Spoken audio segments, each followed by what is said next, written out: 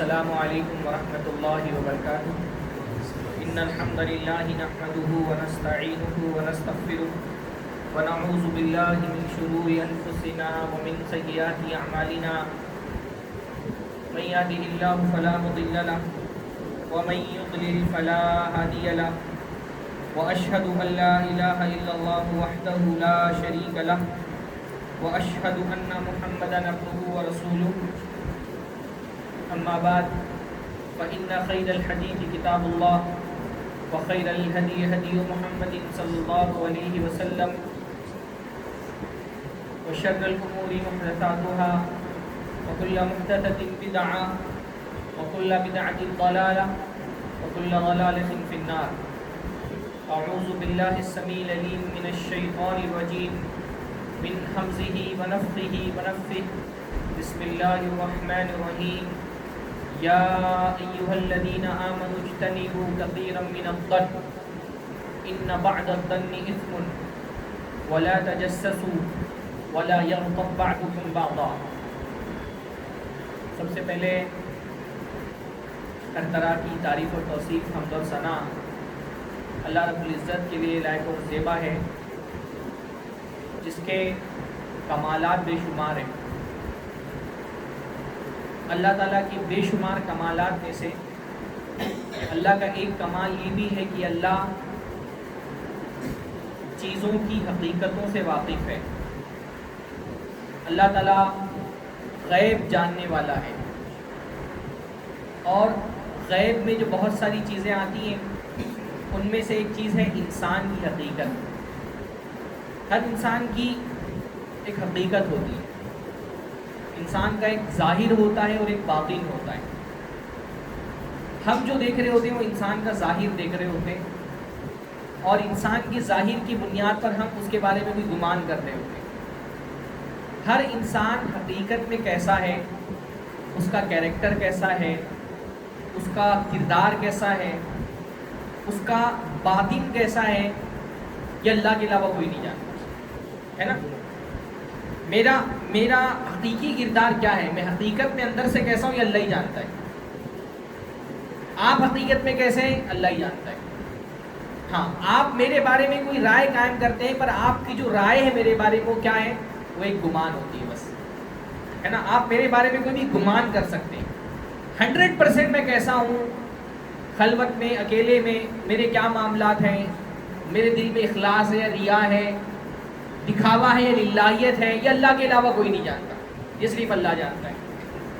تو آپ میرے بارے میں جو بھی رائے قائم کریں گے، جو بھی آپ کا اسٹینڈ ہوگا، جو بھی موقف ہوگا، وہ ایک کیا ہے، ایک گمان ہے۔ میں بھی آپ کی حقیقت سے واقف نہیں ہوں، حقیقت میں آپ کیسے ہیں، بس آپ کے بارے میں کوئی رائے رکھ سکتا ہوں، اور وہ رائے جو ہوگی وہ کس بنیاد پر ہوگی، گمان کی بنیاد پر۔ تو ہر انسان دوسرے انسان کے بارے میں گمان ہی رکھ سکتا ہے، حقیقت تو کسی کو بھی نہیں پتا ہے۔ اب گمان جو ہے نا وہ دو طرح کا ہوتا ہے، یا تو گمان اچھا ہوگا یا تو برا ہوگا۔ شریعت ہماری جو ہم کو اخلاقی تعلیمات دیتی ہے، اس میں سب سے بیسک تعلیم، یعنی ایسا معاملہ جس پر پورے اخلاق کی بنیاد کھڑی ہوئی ہے، وہ یہ ہے کہ ہر مسلمان سے آخری حد تک کے اچھا گمان رکھا جائے، جتنا ممکن ہو، جتنی کوشش آپ کر سکتے ہیں، کوشش کر کے ہر مسلمان سے اچھا گمان رکھیں۔ مسلمان کی حقیقت یہ ہے، مسلمان کا اصل یہ ہے کہ مسلمان عادل ہے، اچھا ہے، بائی ڈیفالٹ ہر مسلمان اچھا ہے، جب تک کہ اس کے برا ہونے کی یقینی ثبوت آپ کو نہ مل جائے۔ ہر مسلمان کو بائی ڈیفالٹ اچھا سمجھنا ہے، نیک سمجھنا ہے، متقی سمجھنا ہے، پرہیزگار سمجھنا ہے۔ شریعت یہ کہتی ہے کہ آخری حد تک کے خوشگمانی رکھو لوگوں سے، اچھا گمان کرو اور بدگمانی سے بچو، آخری حد تک کے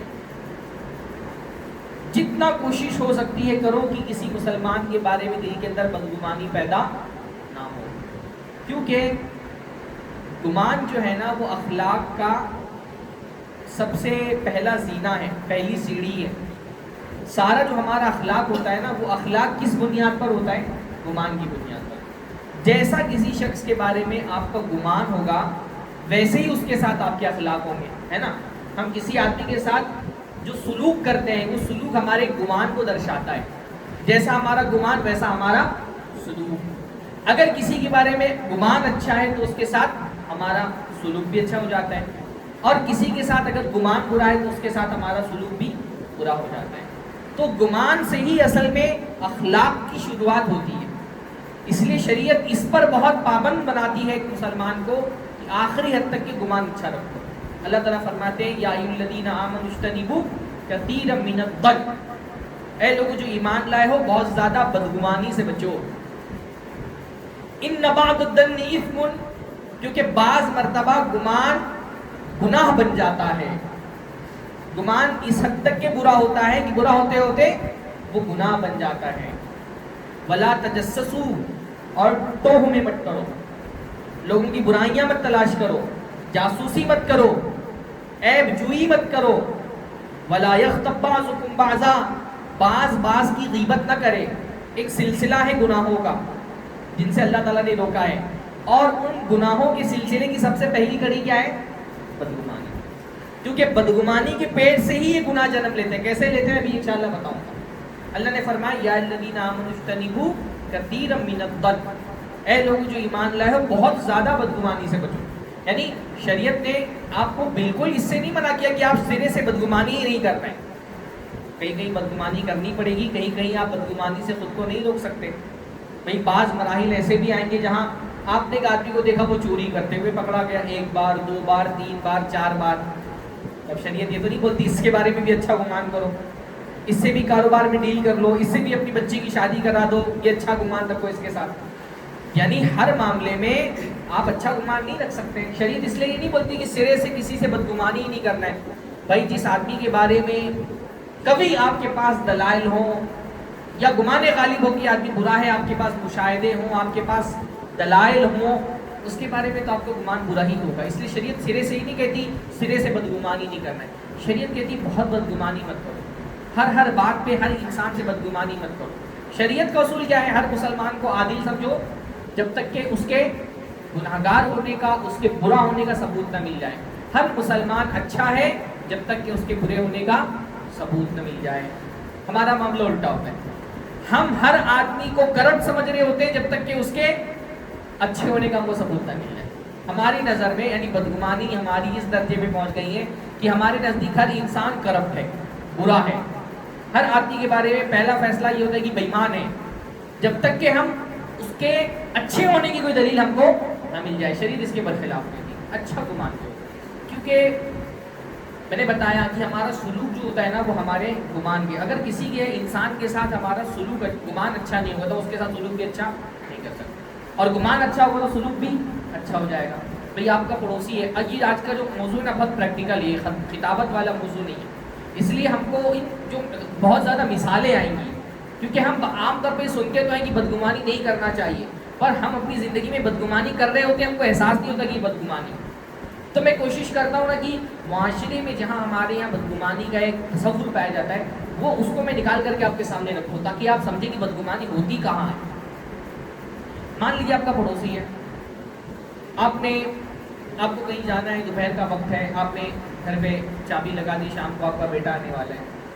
اب اگر پڑوسی کے بارے میں آپ کا گمان اچھا ہے, یہ اچھا پڑوسی ہے, یہ بے ایمان نہیں ہے, یہ کرپٹ نہیں ہے, یہ چور ڈاکو نہیں ہے, آپ کیا کرتے ہیں؟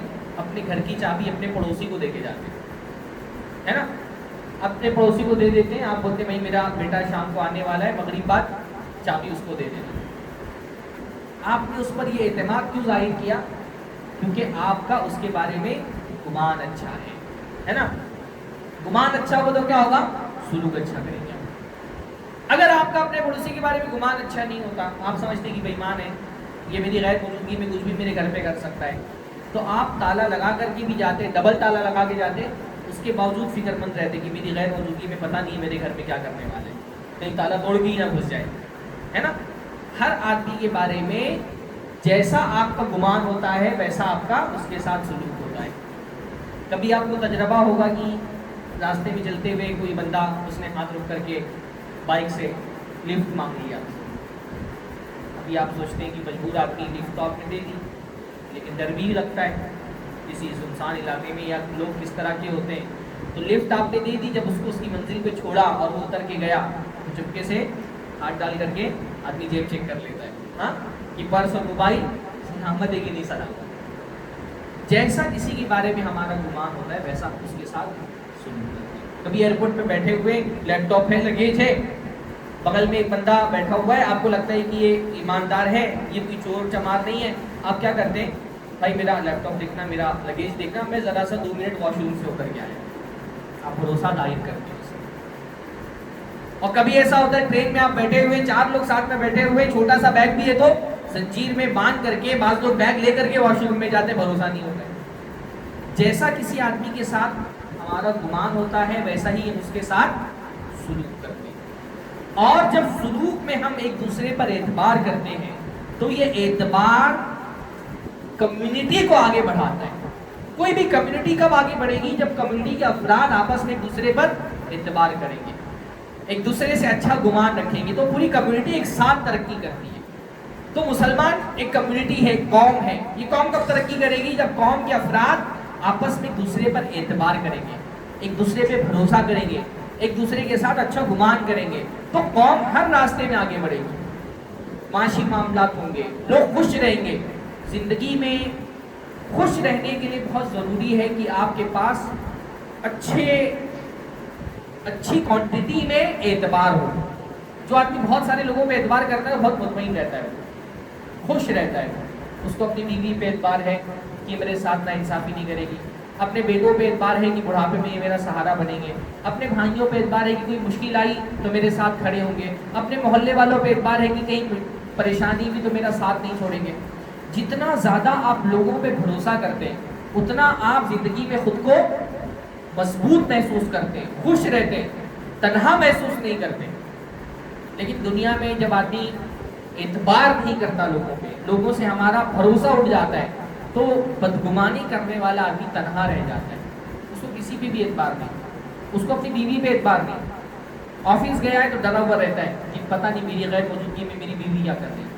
آفس سے گھر آتا ہے تو آفس کی کالنگ لوگوں سے ڈرا ہوا رہتا ہے کہ کہیں کوئی میرا ساتھی باس کو میرے خلاف چڑھا نہ رہا ہو۔ اپنے بچوں سے بدگمان، مالک ہے اپنے نوکروں سے بدگمان، رات میں کہیں پہ شفٹ پہ کام ہو رہا ہے، ڈرا ہوا ہے کہ پتہ نہیں لوگ کام کر رہے کہ نہیں کر رہے۔ ہاں، جو بدگمان رہنے والا آدمی وہ تنہا رہتا ہے۔ قوم کے افراد اگر آپس میں ایک دوسرے سے بدگمان ہو جائے تو قوم ترقی نہیں کر سکتی، کیونکہ پھر اعتبار نہیں رہے گا ایک دوسرے کے ساتھ، تو سلوک اچھا نہیں رہے گا۔ بھائی ایک مثال میں آپ کو دیتا ہوں، مان لیجیے ایک مسلمان ایک قوم میں، ایک محلے میں، ایک علاقے میں رہتے ہیں، میں پیسے والا ہوں، میرے پاس رکھے 50 60 70 لاکھ 1 کروڑ میرے بینک میں رکھے ہوئے۔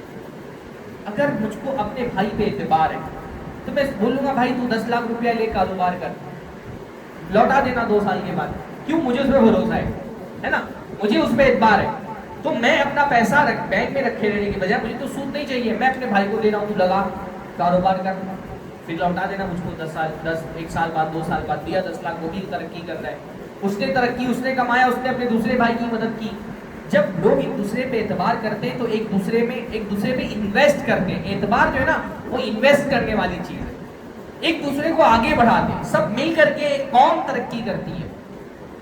آپ دیکھیں کہ جن کمیونٹیز میں دنیا، چاہے وہ مذہبی کمیونٹی ہو چاہے علاقائی کمیونٹیز ہوں، آپ اپنے علاقے میں، اپنے محلے میں، اپنے شہر میں دیکھیں گے کہ جو کمیونٹی معاشی اعتبار سے، مالی اعتبار سے بہت طاقتور ہے، وہ کیوں طاقتور ہے؟ کیونکہ ان کے افراد کا تعلق آپس میں ایک دوسرے کے ساتھ بہت گہرا ہے، لوگ مدد کرتے ہیں ایک دوسرے کی، کیونکہ ایک دوسرے پر اعتبار کرتے ہیں، قرض دیتے ہیں۔ بعض جو ہے وہ غیر مسلم کمیونٹیز کے بارے میں نے سنا 1% 1.5% سود پر قرض دیتے ہیں، نہیں 1-1.5% سود تو چاہے آدھا پرسنٹ ہو تو بھی حرام ہے، لیکن 1-1.5% پہ جو سود پہ قرض دیتے ہیں وہ کیا ہے؟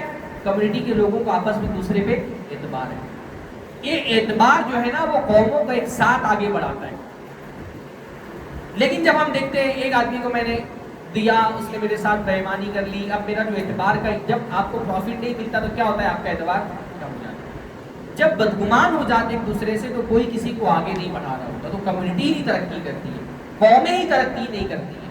تو شریعت یہ چاہتی ہے کہ مسلمان آپس میں ایک دوسرے سے اچھا گمان رکھیں، کیونکہ گمان اچھا ہوگا تو اخلاق اچھے ہوں گے، اخلاق اچھے ہوں گے تو قوم ہر میدان میں ایک دوسرے کو سپورٹ کر کے آگے بڑھے گی، دوسری قوموں سے آگے بڑھے گی۔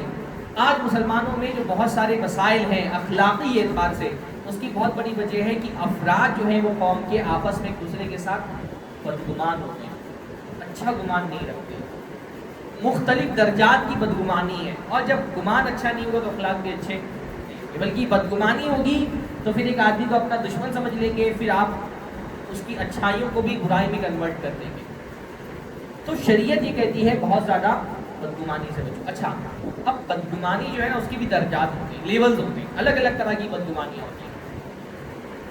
ایک بدگمانی تو یہ ہوتی ہے نا کہ کبھی ہم نے کسی آدمی کے بارے میں کوئی ایسی بات سنی یا ایسی کوئی چیز دیکھی جو بظاہر نگیٹو ہے۔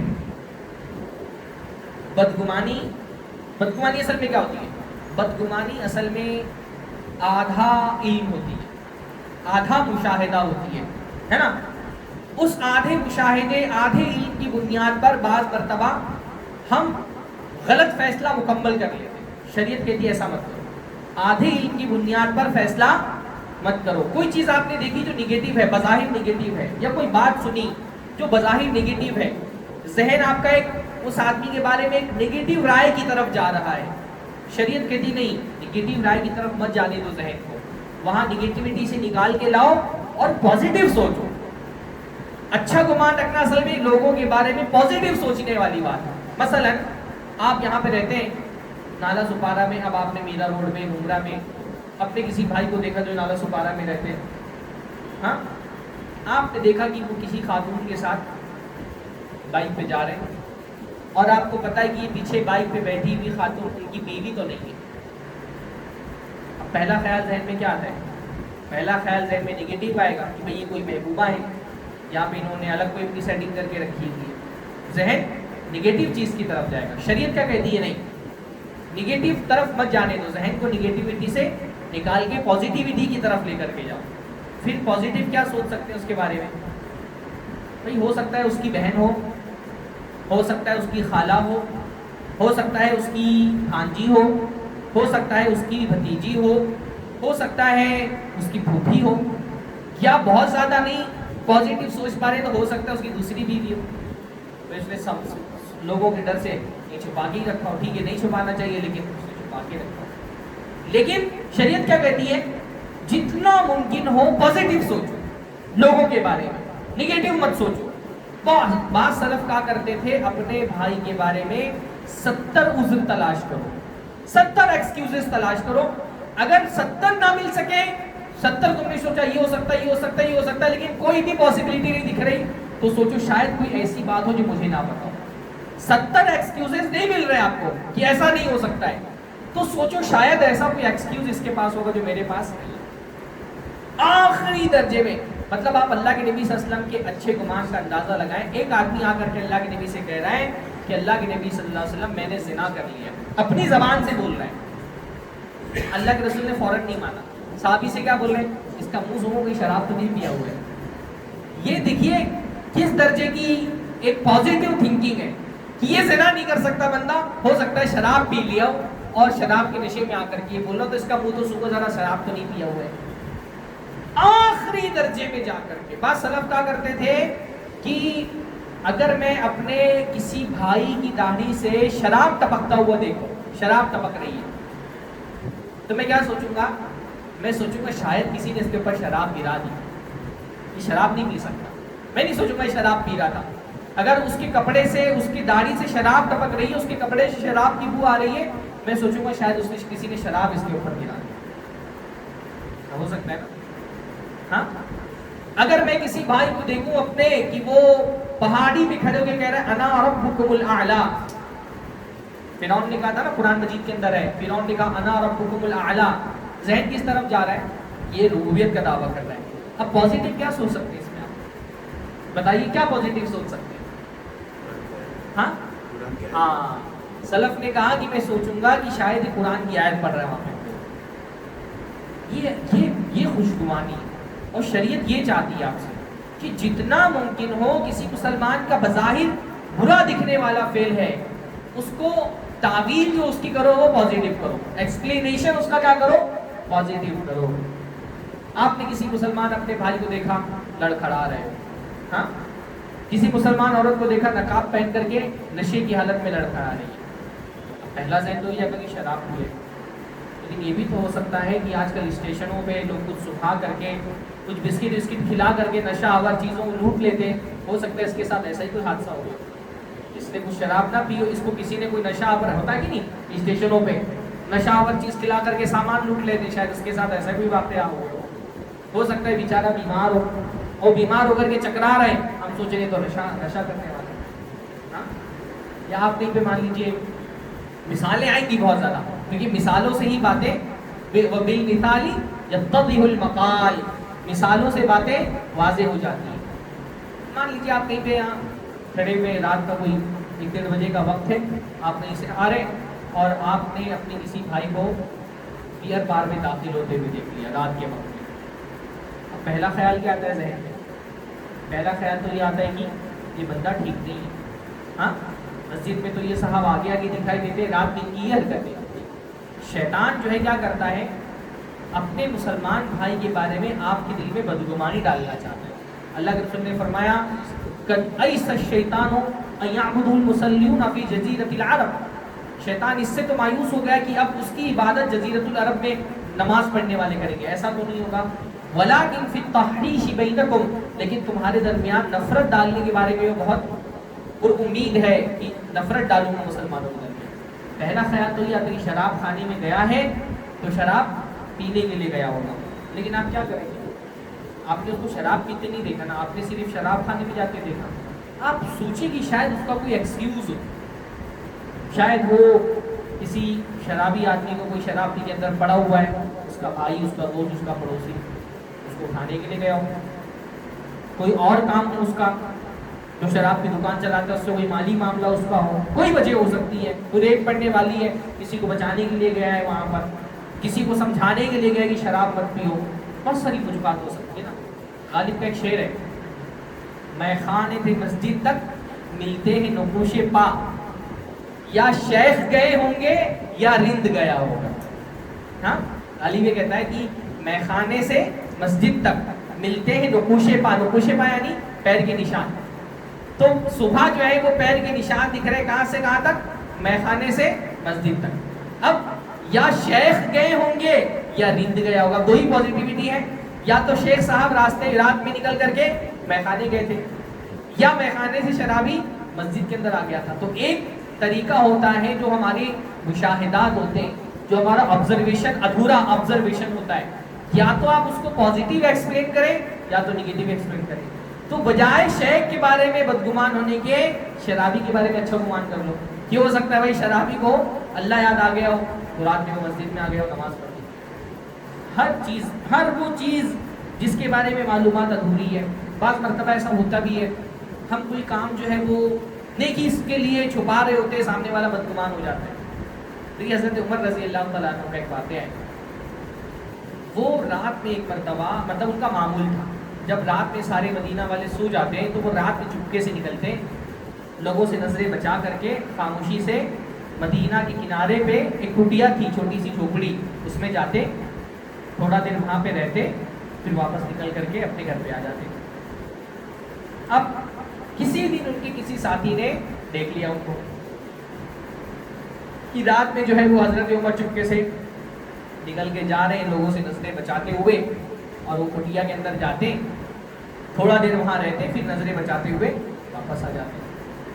اب وہ مسلسل جو ہے وہ مشاہدہ کرنے لگا، 1 دن 2 دن 3 دن، اب تو حضرت عمر روز جا رہے ہیں، میں نے کیا کہا بدگمانی ہوتی تو کیا ہوتا ہے اس کے ساتھ، اب تجسس، یہ بھی تو گناہ ہے نا، کسی کے پیچھے پڑ جانا کہ اس کو کوئی عیب مل جائے، یہ کیا ہے، گناہ ہے۔ اب اس نے وہ روز دیکھنے لگا کہ تو حضرت عمر نے 1 دن گئے 2 دن گئے تو روز جاتے، اب وہ ٹو میں پڑ گیا، جاسوسی کرنے لگا حضرت عمر کی۔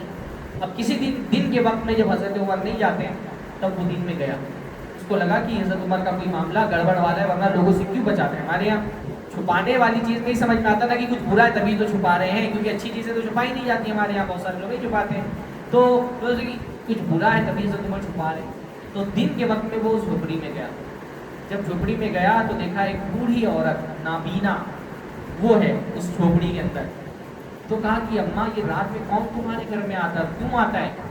تو اس عورت نے کہا مجھے نہیں پتا، وہ کوئی اللہ کا بندہ ہے، رات میں آتا ہے، میرے گھر کے کام کر دیتا ہے، صفائی کر دیتا ہے، کھانا بنا دیتا ہے، میری ساری خدمتیں کر کے چلا جاتا ہے، میں بھی نہیں پہچانتی ہوں کون ہے۔ سبحان اللہ۔ حضرت عمر اپنی نیکی چھپا رہے تھے۔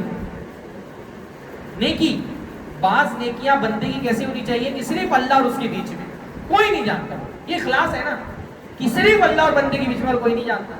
وہ اس ساتھی جو تھے حضرت عمر کے، انہوں نے سوچا کہ تم عمر کے بارے میں بدگمانی کر رہے ہو، وہ اپنی نیکی چھپا رہے تھے۔ ظاہر سی بات ہے دن میں جاتے تو لوگ دیکھتے، اور امیر المومنین تھے تو بہت سارے لوگ بولتے آپ مت جائیے اتنے کام کے لیے، ہم کر دیتے۔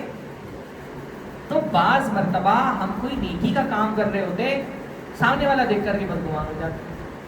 بھئی ایک مرتبہ میرے ساتھ اس طرح کا حادثہ پیش آیا، رکشہ ہوتی ہے شیئرنگ والی، تو جو ہے میں رکشے میں بیٹھا اور اس کے بعد ایک خاتون نقاب والی آ کر کے بیٹھی۔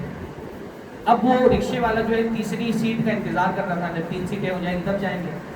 تو مجھے ذرا سا یہ برا لگا کہ ابھی کوئی آدمی بھی آ کر کے بیٹھے گا تو پھر وہ عورت کے جسم سے جسم لگا کے بیٹھنا چاہیے۔ ہمارے یہاں بڑا عجیب عیب ہے نا، خواتین نقاب والی ہوتی ہیں لیکن وہ کسی بھی مرد کے بغل میں جا کے بیٹھ جاتی ہیں۔ بھائی اس سے بہتر ہے کہ آپ اپنی پرائیویٹ گاڑی چلائیں، وہ زیادہ بہتر ہے، یا 10 روپیہ 20 روپیہ زیادہ دیں، لیکن آپ نقاب پہن رہی ہیں اور آپ یہ چاہتی کہ آپ کا جسم لوگوں کو دکھائی نہ دے، اور جسم ٹچ ہو جائے تو ٹچ ہو جانا جسم کا کہ دیکھنے سے زیادہ بری چیز ہے۔ تو یا تو آپ پرائیویٹ اپنی گاڑی اسکوٹی وغیرہ لے جائیں، انشاءاللہ تعالیٰ کوئی حج کی بات نہیں ہے، صحابیات بہت ساری اونٹنی کا جو ہے وہ اللہ کے نبی نے فرمایا بہترین عورتیں جو ہے قریش کی عورتیں وہ اونٹ کی سواری کرتی ہیں۔ ہاں تو اپنی گاڑی چلائیں، یا پھر اگر کوئی مجبوری ہو تو 2 سیٹ کا پیسہ دیں، لیکن یہ جو جسم سے جسم لگا کر کے مردوں کے، اجنبی مردوں کے بیٹھ جاتی ہیں عورتیں، یہ شرعاً بہت بری چیز ہے۔ یعنی چہرہ کھولنے سے زیادہ بری چیز ہے وہ کہ آپ کا جسم کسی کافر کے جسم یا کسی غیر محرم کے جسم سے لگے۔ تو بہرحال تو مجھے ذرا سا عجیب لگا، تو میں نے رکشے والے سے کہا چلو بھائی 1 سیٹ کا پیسہ میں دے دیتا ہوں، چلو آگے۔ اب کچھ دیر بعد جب میں آگے گیا تو مجھے یہ اندازہ ہوا کہ اگر میرے کسی گھر کے بندے نے دیکھ لیا کہ رکشے میں میں ہوں، اب میرے ساتھ کوئی خاتون ہے، تو وہ تو کچھ اور ہی مطلب سمجھ لے گا کہ 2 ہی لوگ ہیں تو اس کا 3 لوگ ہوتے تو شیئرنگ ہوتی۔ تو اب میں اس سے ڈر گیا کہ کہیں کوئی دیکھ لے گا تو وہ تو یہی سمجھے گا کہ یہ کوئی خاتون ہے ساتھ میں جا رہے ہیں، ہاں ساری جو افواہیں اڑ رہی تھی اس میں حقیقت ہے۔ تو یہ بہت بڑا مسئلہ ہوتا ہے کہ بعض مرتبہ ہم کوئی جو ہے وہ بہت سارے لوگ کوئی نیکی کا کام کر رہے ہوتے چھپانے کے لیے، اور ہم جو ہے اس کام سے اس کے بارے میں بدگمان ہو جاتے ہیں۔ تو پہلے درجے کی بدگمانی یہ کہ خیال جا رہا ہے وہ منفی چیز کی طرف، اس کو منفی چیز کی طرف نہ جانے دیں، اس کو مثبت چیز کی طرف لے کر کے۔ بعض مرتبہ ایسا ہوتا ہے نا کہ جب پوری بات ہم کو پتہ چلتی ہے تو ہم خود چونک کے رہ جاتے ہیں، جس آدمی کو ہم برا سمجھ رہے ہوتے ہیں وہ ہماری نظر میں بہت اچھا بن جاتا ہے۔ ہاں چیزوں کی حقیقت ہم کو نہیں پتہ ہوتی ہے۔ میں نے کئی پہ واقعہ پڑھا کہ ایک ٹرین میں ایک بندہ جو ہے وہ 3-4 بچوں کے ساتھ سوار ہوا، وہ آ کے اپنا کرسی پہ خاموشی سے بیٹھ گیا، بچے اچھل کود کرنے لگے، یہاں بھاگ رہے وہاں بھاگ رہے، ادھر چلا رہے ادھر چلا رہے۔ بچے ٹرین میں بیٹھتے تو کیسے مستی کرتے، تو ٹرین والے سب دیکھ رہے ہیں کہ یہ کون بندہ ہے، خاموشی سے بیٹھا ہوا ہے، بچے اتنی شرارت کر رہے ہیں، کسی کو روک نہیں رہا، یہ منہ لٹکائے بیٹھا ہوا ہے، یہ بڑے جو ہے وہ عجیب آدمی ہے۔ تو جب ٹرین والے بہت زیادہ دیکھ کر کے ہلکان ہو گئے تو کوئی بندہ کھڑا ہوا، اور بچوں پہ غصہ ہو رہے ہیں لوگ کہ کیسے بچے ہیں، ہاں تمیز نہیں شعور نہیں۔ تو ایک بندہ کھڑا ہوا، اس بندے کو جا کر کے بولا کہ یہ بچے کود رہے ہیں، ان کو بٹھاتے کیوں نہیں آپ اپنے پاس، سمجھا بجھا کر کے۔ تو اس بندے نے بولا اصل میں ایک حادثے میں ان بچوں کے ماں اور باپ دونوں کا انتقال ہو گیا، میں ان کو اپنے ان کے ماں باپ کے پاس ان کے جنازے میں لے کر کے جا رہا ہوں، ان بچوں کو بھی میں نے بتایا نہیں، تو میں سوچ رہا ہوں کہ میں کیسے ان لوگوں کو خاموش کراؤں، کیسے ان لوگوں کو بتاؤں کہ ان کی زندگی میں کتنا بڑا حادثہ ہوا۔ سڈنلی ایک جملے کی وجہ سے کیا ہوا، ان بچوں کے بارے میں جو تاثرات تھے سننے والوں کے فوراً تاثر کیا ہوئے، تبدیل ہوئے۔ تو چیزیں بعض مرتبہ ایسا ہوتا ہے کہ جب ہم ادھوری معلومات کی بنیاد پر کسی آدمی کے بارے میں مکمل غلط فیصلہ کر لیتے ہیں، جب معلومات پوری سامنے آتی ہے تو پتہ چلتا ہے بات کچھ کی کچھ نہیں۔ اس لیے کوئی بھی چیز ہو، چاہے آپ کا ادھورا معاملہ ہو، چاہے کوئی ادھوری بات آپ نے کسی سے سنی ہے، بہت مرتبہ یہ ہوتا ہے نا کسی سے کوئی بات سن لی، کوئی افواہ کسی کے بارے میں سن لی، اور ہم فوراً دل میں کیا ہے اس کے لیے ایک عیب، ایک رنج، ایک بغض، ایک کینہ لے کر کے بیٹھ جاتے ہیں۔ کبھی ہمارے بارے میں کوئی بندہ جو ہے وہ سن لیتے کہ تمہارے بارے میں فلانا ایسا بول رہا ہے، کہ بعض انسان ایسے ہوتے ہیں نا ان کو مرغے جیسے لڑانے کا لوگوں کو شوق ہوتا ہے، ویسے انسانوں کو لانے کا شوق ہوتا ہے، کچھ لوگوں کی عادت ہوتی ہے لوگوں کو لڑانے کی. ہاں, وہ ادھر فون کر کے ان کے بارے میں بولیں گے, ادھر فون کر کے ان کے بارے میں بولیں گے, اور خود بہت نیوٹرل بنے رہیں گے. ان کے ساتھ بھی اچھے بنے رہیں گے, ان کے ساتھ بھی اچھے بنے رہیں گے, دونوں کو لڑا دیں گے. ہاں, ان سے ان کی برائی کریں گے, بولیں گے ارے وہ تو تمہارے بارے میں ایسا بول رہا تھا, مجھے اچھا نہیں لگا. ہاں, ہے نا صحیح. اور اس کے بعد ادھر فون کر کے بولیں گے ارے وہ تو تمہارے بارے میں ایسا بول رہا تھا, مجھے بہت برا لگا. ادھر بھی بولیں گے مجھے برا لگا, ادھر بھی بولیں گے مجھے برا لگا. تو ایسے لوگ بہت ہوتے ہیں. اب ہم کیا کرتے ہیں, ہم ایسے لوگوں سے بات سن کر کے فوراً یقین کر لیتے ہیں. نہیں, ایسا نہیں کرتے. اگر آپ یا تو اگنور کریں یا تو پوری بات کی تحقیق کر لیں سامنے والے سے. کبھی کبھی ایسا ہوتا ہے سامنے والے نے بات کسی اور کانٹیکسٹ میں کسی اور انٹینشن سے بولی ہوتی ہے, اس انٹینشن اور کانٹیکسٹ کو الگ کر کے جب صرف وہ جملہ آپ تک پہنچایا جاتا ہے تو بات کچھ نہیں کچھ ہو جاتی ہے. ایسا بہت میرے ساتھ بھی ہوا. بات کسی ایک ہی جملہ وہی ہوتا ہے, بس اس کا کانٹیکسٹ اور انٹینشن چینج کرنے سے کیا ہوتا ہے, بات کچھ کی کچھ ہو جاتی ہے. ایک مدرسے میں بلکہ ایسا معاملہ ہوا کہ ایک بچی کو ذمہ داران نکالنے جا رہے تھے. تو میں نے ذمہ داروں کو سمجھایا, ذمہ دار مان گئے. لڑکی کی بڑی غلطی تھی. میں نے بولا آپ لوگوں کو شکریہ ہے, آپ نے بڑا ظرف دکھایا. ہاں, اور اگر آپ ایسا, ورنہ غلطی تو اتنی بڑی تھی کہ اور کسی مدرسے میں ہوتی تو بچی کو نکال دیا جاتا. آپ نے نہیں نکالا, بہت بہت شکریہ آپ کا. میں نے یہ بات بولی. کس لیے؟ ذمہ داروں کی حوصلہ افزائی کی. اب وہ پوری بات پورے کانٹیکٹ سے نکال کر کے جو ذمہ دار تھے ان میں سے ایک نے اس بچی کو بولا کہ مولانا بول رہے تھے اس نے اتنی بڑی غلطی کی تھی کہ کسی بھی مدرسے میں ہوتی تو اس کو نکال دیا جاتا. اب دیکھیے بات, جملہ میرا انہوں نے مکمل پہنچایا, پر اس جملے کی کانٹیکسٹ اور اس کے انٹینشن کو, جو میرا انٹینشن لڑکی کی برائی بیان کرنے کی بجائے میرا مقصد کیا تھا, ذمہ داروں کی حوصلہ افزائی کرنا. اب وہ انٹینشن اور کانٹیکسٹ نکال دیا گیا تو بات کچھ کی کچھ ہو گئی. ایسا بہت ہوتا ہے زندگی میں, خاص طور پہ لوگ جو ہے ایک دوسرے کو لڑانے میں. بات اللہ نے فرمایا بدترین قسم کے لوگ وہ ہیں ذو الوجہین, جن کے دو چہرے ہوتے ہیں. یاتی ہالائی بھی وجہی و ہاولائی بھی وجہی. اس کے پاس ایک الگ چہرہ لے کے آتے ہیں, اس کے پاس الگ چہرہ لے کر کے آتے ہیں. ایسے لوگوں کی وجہ سے کسی کے بارے میں آپ کچھ بات سنیں, یا اولاً تو کسی کی تفتیش کرنے کی آپ کو کیا ضرورت ہے, کسی کے پیچھے پڑنا, کسی کی بات میں رائے دینے اس کی کیا ضرورت ہے. اور اگر کوئی بات آپ کو رائے قائم ہی کرنا ہے تو مکمل معلومات کی بنیاد پر رائے قائم کریں. سنی سنائی باتوں کے بارے میں فیصلہ نہ کریں, اس کو آگے نہ بڑھائیں. صرف سن کے یقین بھی نہ کریں اور اس کو آگے بھی نہ بڑھائیں. تو بہرحال ایک بدگمانی یہ ہوتی ہے نا کہ آپ نے کوئی چیز ایسی دیکھی جو حقیقت میں نگیٹو ہے, لیکن وہ مکمل آپ نے نہیں دیکھی یا مکمل آپ نے نہیں سنی, مکمل آپ کی معلومات نہیں ہے. شریعت کہتی ہے نہیں, پازیٹیو لے کے آؤ دماغ کو, دماغ کو جو ہے وہ نگیٹیوٹی کی طرف مت لے جانے دو. بعض مرتبہ ایسا ہوتا ہے کہ کوئی چیز اپنے آپ میں اصل نگیٹو نہیں ہوتی, نارمل چیز ہے, پر ہم نارمل چیزوں کو بھی نگیٹو ایکسپلین کرتے ہیں. مثلا میں کہیں جا رہا تھا, اب میں نے جو ہے وہ دو بندوں کو دیکھا, جیسے ہی میں قریب پہنچا ہنسنے لگے کس کے. ہاں, ابھی وہ ہنسنا ان کا کوئی نیگیٹو کام نہیں, اس نے کوئی ایسا کام نہیں کیا کہ وہ نیگیٹو ہے. اور میں کیا سوچتا ہوں, میں سوچتا ہوں یہ میرے بارے میں ہی بات کر رہے ہیں, مجھ کو دیکھ کے ہنس رہے ہیں, میرے بارے میں کوئی بات, یہ کیا ہے؟ ہاں, یہ کیا نارمل چیز ہے. دو لوگ ہنس رہے, کوئی بات, اتفاق ایسا ہوا کہ جب میں پہنچا تبھی کسی نے کوئی لطیفے والی بات بول دی, اب دونوں ہنسنے لگے. اور میں کیا سوچ رہا ہوں, یہ میرے بارے میں بات ہے. بہت مرتبہ ایسا ہوتا ہے, نارمل چیزیں ہوتی ہیں. بھائی میں, کسی نے آپ کو فون کیا, آپ نے فون نہیں اٹھایا, اب سامنے والا کیا بول رہا ہے, اگنور کر رہا ہے. ہاں, واللہ میں اپنی بات بتا رہا ہوں. بہت مرتبہ ایسا ہوتا ہے نا کہ پہلے ہوتا تھا کہ میں موبائل میں بھی آرام کر رہے ہیں, ہمارے یہاں سوال کرنے والے یہ ٹائم نہیں دیکھتے کہ کیا ٹائم ہو رہا ہے, کس ٹائم فون کرنا چاہیے, ہے نا. رات میں 2 بجے اٹھ کے فون کر دیتے ہیں, یا دن میں بھی بعض مرتبہ آدمی کے آرام کا وقت ہوتا ہے. تو میں سونے سے پہلے عادت تھی میری فون سائلنٹ کر کے سونا, کہ ایک دن میں اگر سائلنٹ کرنا بھول گیا تو بیچ میں نہیں خراب. تو وہ سائلنٹ کر کے میں سوتا تھا. تو 2-3 اچھا, اب بعض مرتبہ اتنے زیادہ مس کال بھی ہو جاتے ہیں سوال کرنے والے کی آدمی سب کو ریٹرن بھی نہیں کر پاتا. تو 1-2 مرتبہ ایسا ہوا کہ فون کرنے والوں نے فون کیا, میں فون نہیں اٹھا سکا, تو فوراً میسج آیا, مولانا آپ اگنور کرنے میرا فون نہیں اٹھا رہے. یہ سامنے والا سو رہا ہے, تو اور پرابلم اس کو ہو سکتا ہے. کسی اور درس میں ہے, فون آ جاتا ہے بعض مرتبہ درس کے درمیان بھی, ہے نا, سائلنٹ کیا ہوا ہے, فون آ گیا, نہیں اٹھا پائے. سامنے والا فوراً کیا سوچتا ہے, اگنور کر دے. وہ تو نارمل ہے, وہ بیچارہ, کچھ آپ اگنور کرنے جیسی کوئی بات ہی نہیں ہے. تو ہم بہت مرتبہ کیا ہوتا ہے نا, اصل میں کیا ہے نا, کہ ایک نارمل چیز ہوتی ہے، نارمل چیزوں کو لوگ بدگمانی میں کی وجہ سے اس کو نگیٹو چیز میں کنورٹ کر دیتے ہیں۔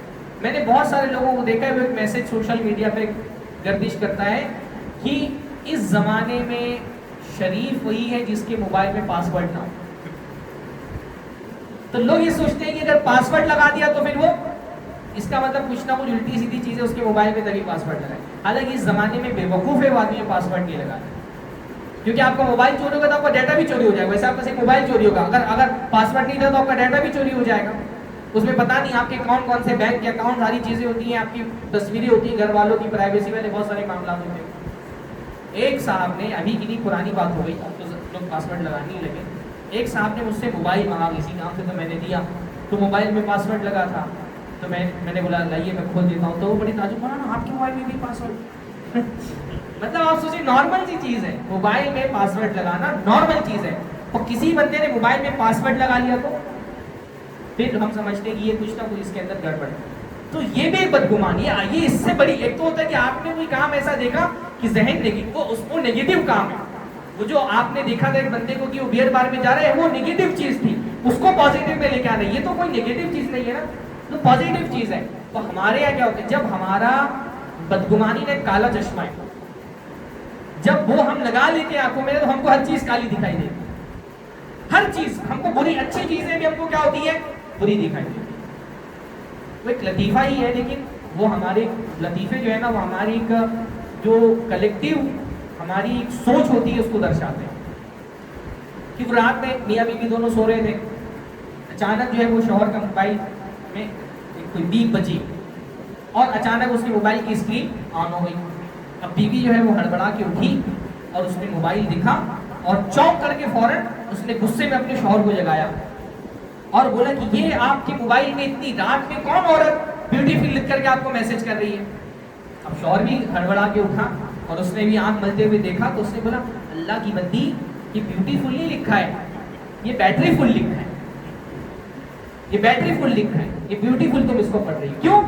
جب ہم بدگمانی میں اندھے ہو جاتے ہیں نا، تو ساون کے اندھے کو کیا بولتے ہیں، ساون کے اندھے کو ہر چیز کالی دکھائی دیتی ہے، تو وہ ہر چیز ہم کو بری دکھائی دیتی ہے، ہم ہر چیز میں نگیٹیوٹی تلاش کر لیتے ہیں۔ بدگمان آدمی کا ہی مسئلہ ہے کہ وہ ہر چیز میں نگیٹیوٹی تلاش کرتے ہیں، اس کو ہر چیز نگیٹیو ہی دکھ رہی ہوتی ہے۔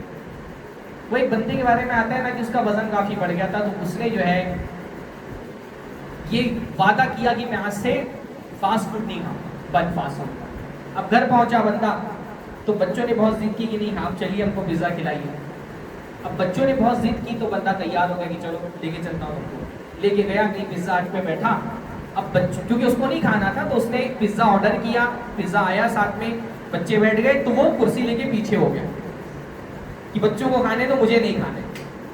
دوسرے دن وہ سوشل میڈیا پر اپنی ہی فوٹو دیکھتا ہے اور اس میں لکھا ہوا ہے کہ امیروں کے بچوں کو دیکھو کتنے مزے سے پیزا اڑا رہے اور ڈرائیور بیچارہ پیچھے بیٹھ کر کے دیکھ کر کے للچا رہا ہے۔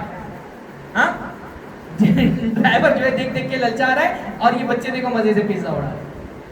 ہر چیز میں جب آدمی کی سوچ نگیٹو ہو جاتی ہے تو اس کو ہر جگہ نگیٹو چیزیں ہی دکھائی دیتی ہیں۔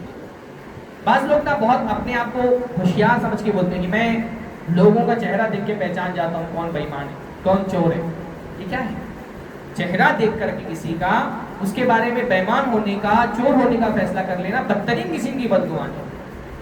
لیکن ہم ہوشیاری سمجھتے ہیں اس کو، ہم اپنی بدگمانی کو فراست سمجھتے ہیں، دوسروں کی بدگمانی کو بدگمانی سمجھتے ہیں۔ ہمارے چہرے کو دیکھ کر کوئی فیصلہ بولے کہ آپ چہرے سے چور لگ رہے ہو، یا بعض مرتبہ یہ ہوتا ہے کہ ایک خاص برادری کے لوگوں کے بارے میں کہنا کہ فلاں برادری کے لوگ ایسے ہوتے ہیں، فلاں علاقے کے لوگ ایسے ہوتے ہیں۔ ایسا ہوتا ہے نا ہمارے یہاں، یہ علاقے کا ہے کنفرم، یہ کوئی بے ایمان ہے اچھے کردار کا، فلاں برادری کا ہے فلاں زبان بولنے والا ہے کنفرم یہ ایسا ہے۔ تو یہ بھی بعض مرتبہ ہوتا ہے نا۔ یہ امام تیمیہ رحمہ اللہ نے ایک بات کہی کہ من کان فی قلبہ مرض یاخذ من کل کلام ما یناسب مرضہ، کہ جس آدمی کے دل میں مرض ہوتا ہے نا وہ ہر کلام سے اپنے مرض کے حساب سے ہی ایکسپلین کرتا ہے، ہر کلام کو جو بھی دیکھ رہا ہوتا ہے جو بھی سوچ رہا ہوتا ہے اپنے مرض کے اعتبار سے ایکسپلین کرتا ہے۔ تو بدگمانی بھی جو ہے نا وہ ایک طرح کا تو یہ تو ایک اعلیٰ درجے کی بدگمانی ہوئی نا. ایک تو ہے کہ بھائی آپ نے کوئی نیگیٹو کام ہوتے ہوئے دیکھا تو اس کو آپ کو پازیٹیو ایکسپلین کرنا ہے. یہاں پہ تو کچھ بھی نیگیٹو نہیں تھا, پر ہم پازیٹیو جو نارمل چیزیں ہوتی ہیں اس کو بھی کیا کرتے ہیں, نیگیٹو ایکسپلینیشن اس کا کرتے ہیں. بعض مرتبہ یہ ہوتا ہے نا کہ کوئی آدمی اچھا کام کر رہا ہوتا ہے پر ہم اس کے اچھے کام کو بھی نیگیٹو ایکسپلینیشن دیتے ہیں, کیونکہ ہم اس کے بارے میں بدگمان ہیں. اچھے کاموں کی بھی کیا کرتے ہیں, غلط تعبیر, بری تعبیر کرتے ہیں. مثلا مجلس بیٹھی ہوئی ہے, اب امام صاحب نے جو ہے وہ اعلان کیا کہ بھائی مسجد کی تعمیر کے لیے آپ لوگ رقم نہیں اٹھائیں. اب بہت سارے لوگ بیٹھے, کوئی کچھ نہیں بول رہا. ایک بندے نے سوچا چلو میں کچھ بڑی رقم لکھاتا ہوں تاکہ لوگوں کو حوصلہ ملے, تو اس نے کھڑے ہو کے کہا میری طرف سے 5 لاکھ. اب دوسرا بندہ جو اس کا دشمن ہے وہ فرق کیا بولتا ہے, ریاکار, ہاں دکھاوا کر رہا ہے. سامنے والے نے برا کام کیا تھا, اچھا کام کیا نا, پر جب ہمارے دل میں مرض ہو جاتا ہے بدگمانی کا تو اس کے اچھے کام بھی ہم کیا کرتے ہیں, بری تعبیر کرتے ہیں. بولے ریاکار ہے, دکھاوا کر رہے ہیں. واللہ کسی کو ریاکار بولنا کتنی بڑی بات ہے. کسی کو ریاکار بولنے کا مطلب ہوتا ہے ہم انڈائریکٹلی اس اپنے آپ کے عالم الغیب ہونے کا دعویٰ کر رہے ہیں, ہے کہ نہیں. کسی کو ریاکار بولنے کا مطلب, ریا کہاں ہوتی ہے, دل کے اندر. اخلاص کہاں ہوتا ہے, دل کے اندر. کسی انسان کو ریاکار بولنے کا مطلب یہ ہوتا ہے کہ ہم یہ بتا رہے ہیں کہ ہم نے اس کے دل کے اندر گھس کر کے اس کے معاملات دیکھ لیے. ایسا تو کسی کے لیے ممکن نہیں ہے, کسی کے لیے ممکن نہیں. لیکن ہمارے معاشرے میں یہ لفظ کتنا عام ہے کہ فلاں آدمی بہت بڑا ریاکار ہے, فلاں آدمی بہت دکھاوا کرتا ہے.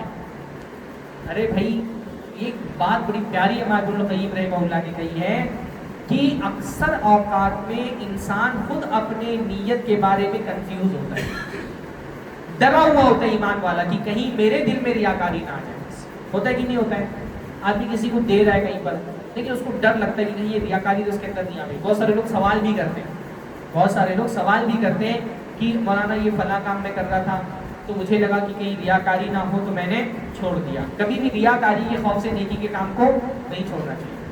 کچھ دن پہلے واٹس ایپ پر مجھے کسی نے سوال کیا کہ میں ویسے نارملی اچھی نماز پڑھتی ہوں, لمبی پڑھتی ہوں, پر کوئی دیکھتا ہے تو میں نماز چھوٹی کرتی تھی, ریاکاری نہ آ جائے. تو میں نے کہا آپ نماز جیسا نارمل پڑھتی ہیں ویسا پڑھیے, دوسروں کو دوسرے دیکھ رہے اس وجہ سے چھوٹی مت کریے. شیطان جو ہے وہ نیکی سے روکنے کا ایک بہانہ یہ بھی ڈھونڈ لیتا ہے کہ اس کے دل میں ریا کا خوف ڈال کر کے اس کو نیکی کے کام سے روکو. تو آپ اپنی نارمل نماز پڑھیے اور اللہ تعالیٰ سے دعا کریے اللہ ریاکاری سے بچائے.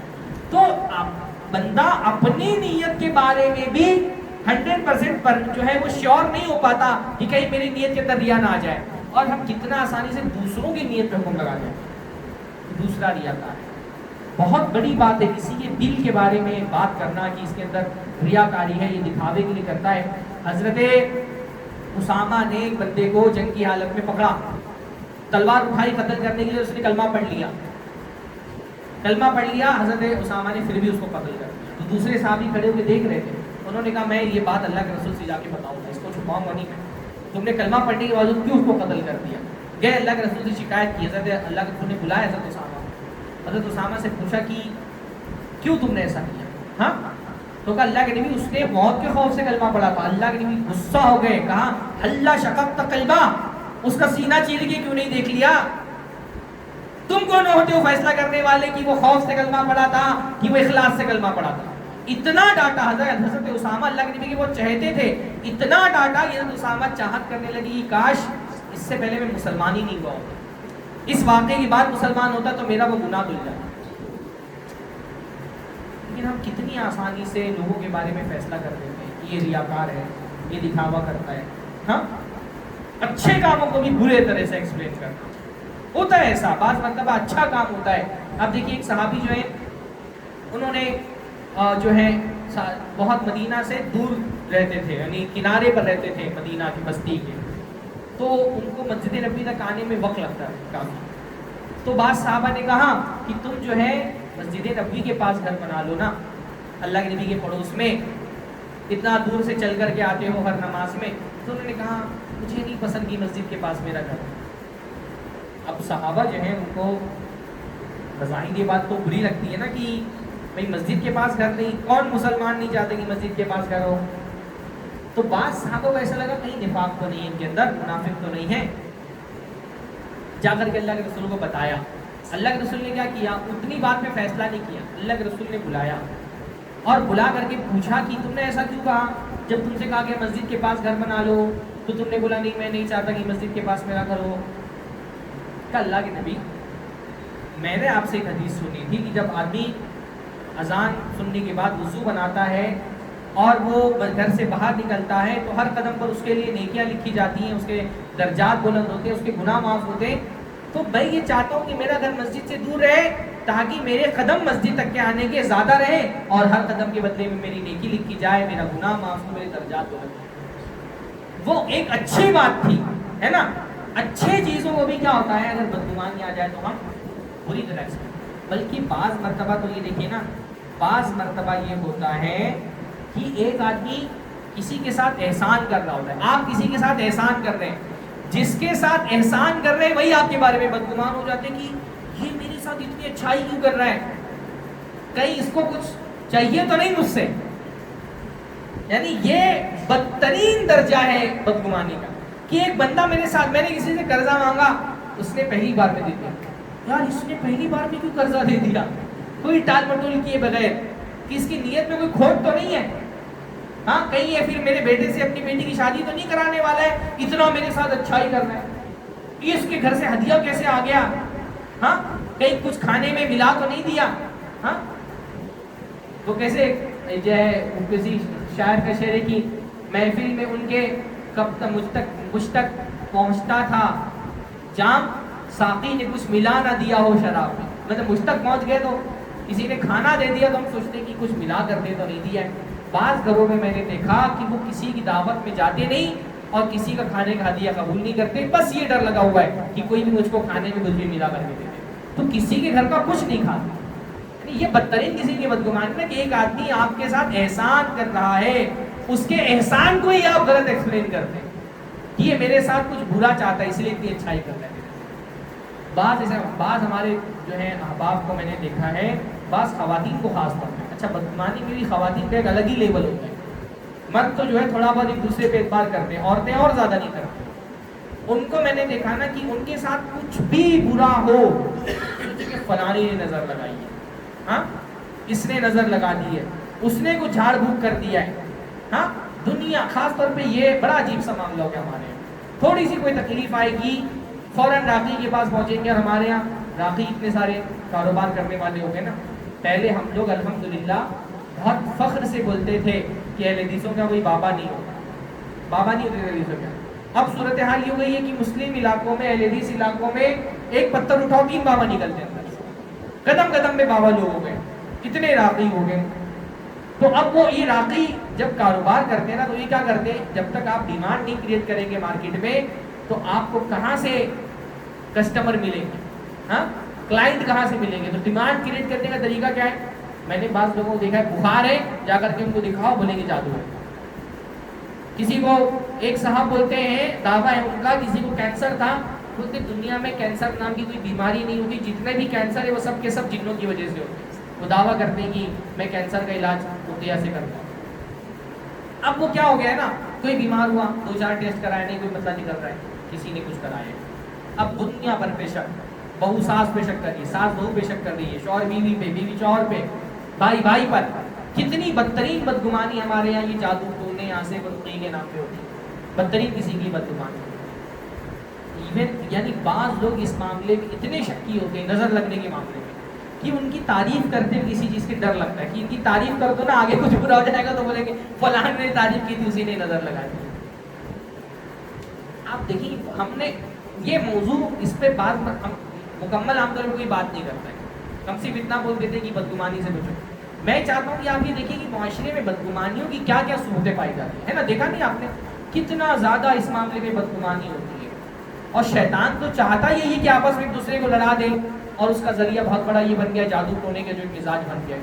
بھائی جادو ٹھیک ہے، جادو کی حقیقت کا ہم انکار نہیں کرتے، پر جادو ان چیزوں میں سے جو بہت کم ریئر کبھی ہوتا ہے، جیسے اسباب کا نتائج کے ساتھ الگ الگ طرح کا تعلق ہوتا ہے۔ بعض اسباب ایسے ہوتے ہیں کہ اگر آپ اختیار کریں گے تو لازماً نتیجہ اس کا نکلے گا۔ بھوک لگی ہے، کھانا کھائیں گے تو پیٹ بھرے گا، پیاس لگی ہے، پانی پئیں گے تو پیاس مٹے گی، یعنی بعض اسباب ایسے ہیں، مینز ایسے ہیں، آپ ان کو اگر اختیار کریں گے تو یقیناً ان کا نتیجہ نکلے گا. بعض اسباب ایسے ہوتے ہیں جن کا اکثر نتیجہ نکل جاتا ہے، کبھی کبھی نہیں نکلتا.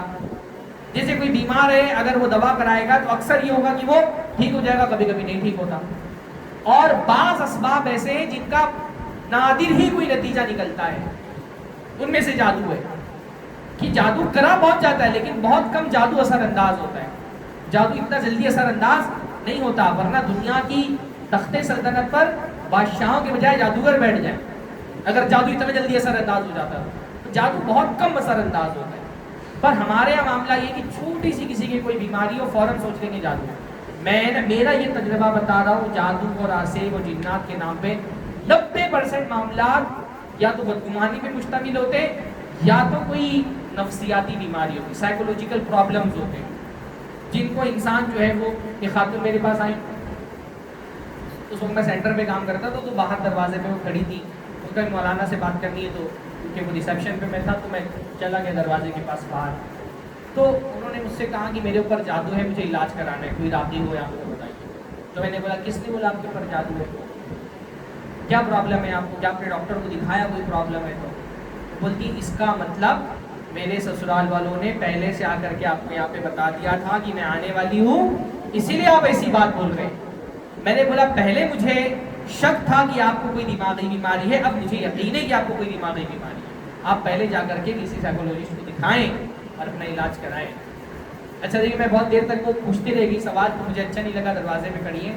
تو میں نے بولا آپ ایسا کریے، سینٹر کا نمبر لے لیجیے، فون کریے. بولتی میں کسی کو فون نہیں کر سکتی. میں نے بولا کیوں؟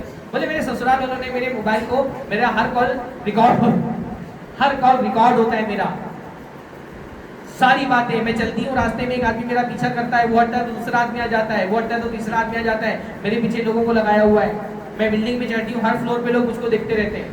اس بدگمانی بعض مرتبہ بیماری بن جاتی ہے. بیماری، سکون نہیں آتا ایسے لوگوں کو، رات بھر جاگتے ٹینشن میں رہتے ہیں. بدگمانی صرف گناہ نہیں ہے، یہ زیادہ بڑھ جائے تو یہ بیماری کی شکل اختیار کر لیتا ہے. ایسے ہوتے ہیں نا کانفیڈنسی تھیوری والے، ہر چیز میں آپ کانفیڈنسی نکال لیتے ہیں، ہر چیز میں نکال لیتے ہیں کہ فلاں کی سازش سے ہی ہوا ہے. ہر چیز میں ان کی سازشی تھیوری ہوتی ہے. ہاں، دنیا اتنی زیادہ پیچیدہ نہیں ہے جتنا یہ لوگ سمجھ لیتے ہیں. ہاں، یعنی بعض لوگوں کو میں نے مسلمانوں میں دیکھا ہے، بعض قلمکاروں کو دیکھا ہے، دنیا کا کوئی حادثہ ہو ان کو یہودی سازش دکھائی دیتی ہے.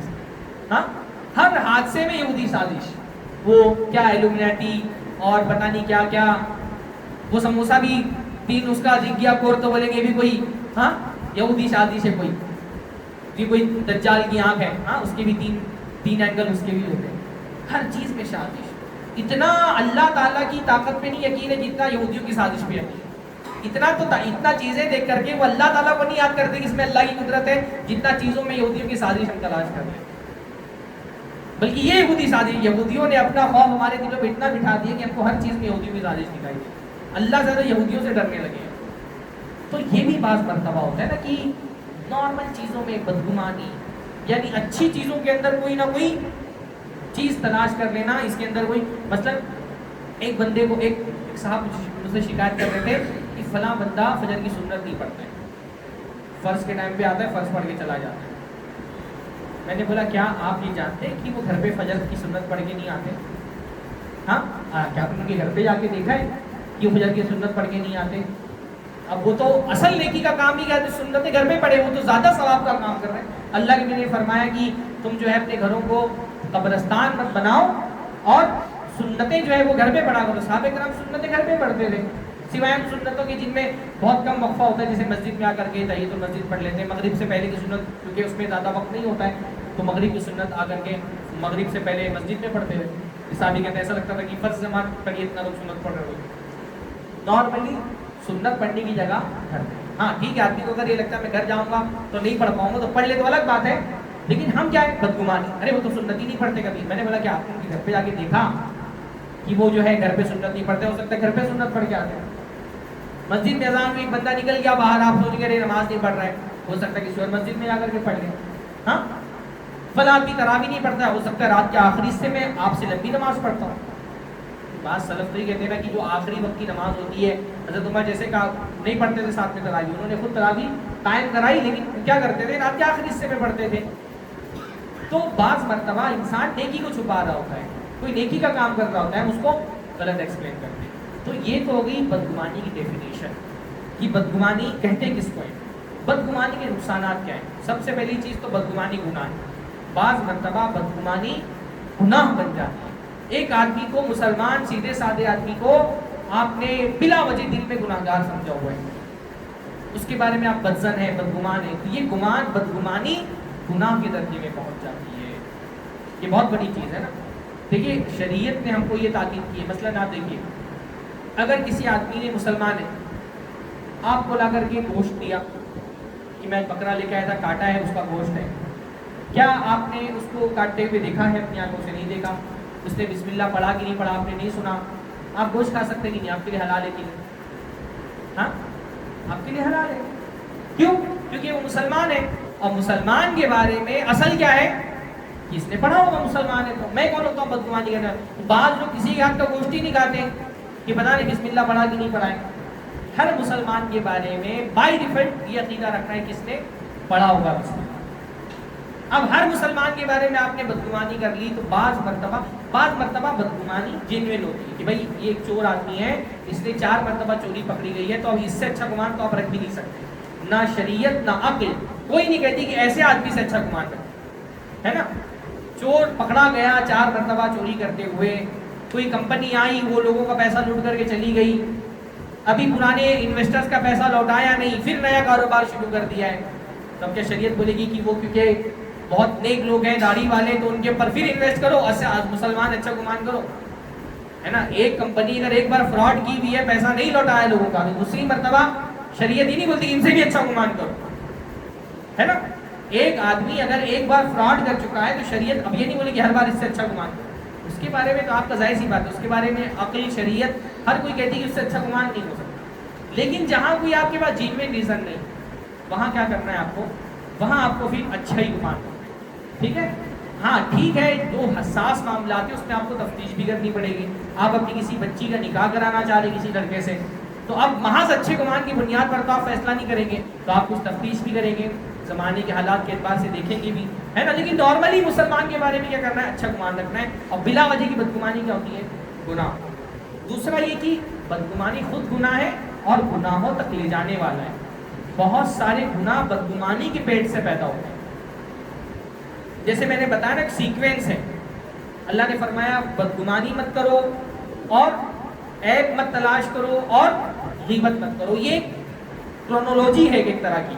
بدگمانی ہوتی ہے تو کیا ہوتا ہے؟ ایک آدمی کے بارے میں بدگمان ہو گیا، اب میں سوچتا ہوں یہ برا ہے لیکن میرے پاس کوئی ثبوت نہیں. اب میں کیا کرتا ہوں؟ تلاش کرنا شروع کرتا ہوں، ثبوت ڈھونڈتا ہوں. جیسے حضرت عمر والا واقعہ میں نے بتایا نا، میں نے یہ سوچا کہ یہ بدگمان ہے، اب میں تلاش کروں گا اس کا کوئی مجھ کو ڈھیلی چیز ملے مجھ کو اس کے کیریکٹر میں. تو لوگ بہت تجسس کرتے ہیں نا آج کے دور میں. تجسس آدمی کس کا کرتا ہے؟ جاسوسی کرنا. شریعت میں منع ہے نا ایک آدمی کے عیب تلاش کرنا تاکہ اس کو ذلیل و رسوا کیا جا سکے، شریعت میں منع ہے، پر بہت لوگ کرتے ہیں. تلاش میں رہتے ہیں کہ ان کا واٹس ایپ دکھ جائے، ان کا ای میل ہیک کر لو. ہوتا ہے کہ نہیں ہوتا ہے؟ تجسس، جاسوسی. شریعت میں جاسوسی منع ہے. لوگوں کی جو چیزوں پہ لوگوں کی پرائیویسی والی چیزیں ہیں ان پہ دخل اندازی نہیں کرنا چاہیے. ہمارے یہاں پرائیویسی نام کی کوئی چیز ہے نہیں، ہم کسی کو پرائیویسی نہیں دینا چاہتے. ہمارا بس نہیں چلتا ورنہ لوگوں کے بیڈ روم میں ہم کیمرے لگا دیں. خاص طور پہ خواتین محلوں میں بعض عورتیں ایسی ہوتی ہیں نا کہ این ڈی ٹی وی کا اتنے سورسز نہیں ہوں گے جتنے ان کے ہوتے ہیں. آپ بس گوگل ہے، گوگل آپ نام ڈالو محلے کی کسی عورت کا، وہ جو پورا ڈیٹا آپ کے سامنے لا کے رکھ دیں گے. ہر گھر کی خبر، فلانے کی بیٹی کا کیا معاملہ ہے، فلانے کے بیٹے کا کیا معاملہ ہے، ان کا اپنا کیا معاملہ ہے، ان کے باپ دادا کی بھی رپورٹ آپ کو مل جائے گی. ان کے دادا ایسے تھے، ان کے پردادا ایسے تھے. ہر گھر، آپ تو محلے میں رہتے ہیں نا، آپ لوگوں کے زیادہ ایسے معاملہ بھائی جو ایک باہر سے دور سے آئے ہوئے بسے ہوئے جہاں پڑوسی کو بھی پڑوسی کی خبر نہیں ہوتی ہے، وہاں پہ ان ساری چیزیں نہیں ہوتی ہیں، تو پڑوسی کے بھی یار نہیں پتا ہوتا ہے کہ وہ زندہ ہے کہ مردہ ہے.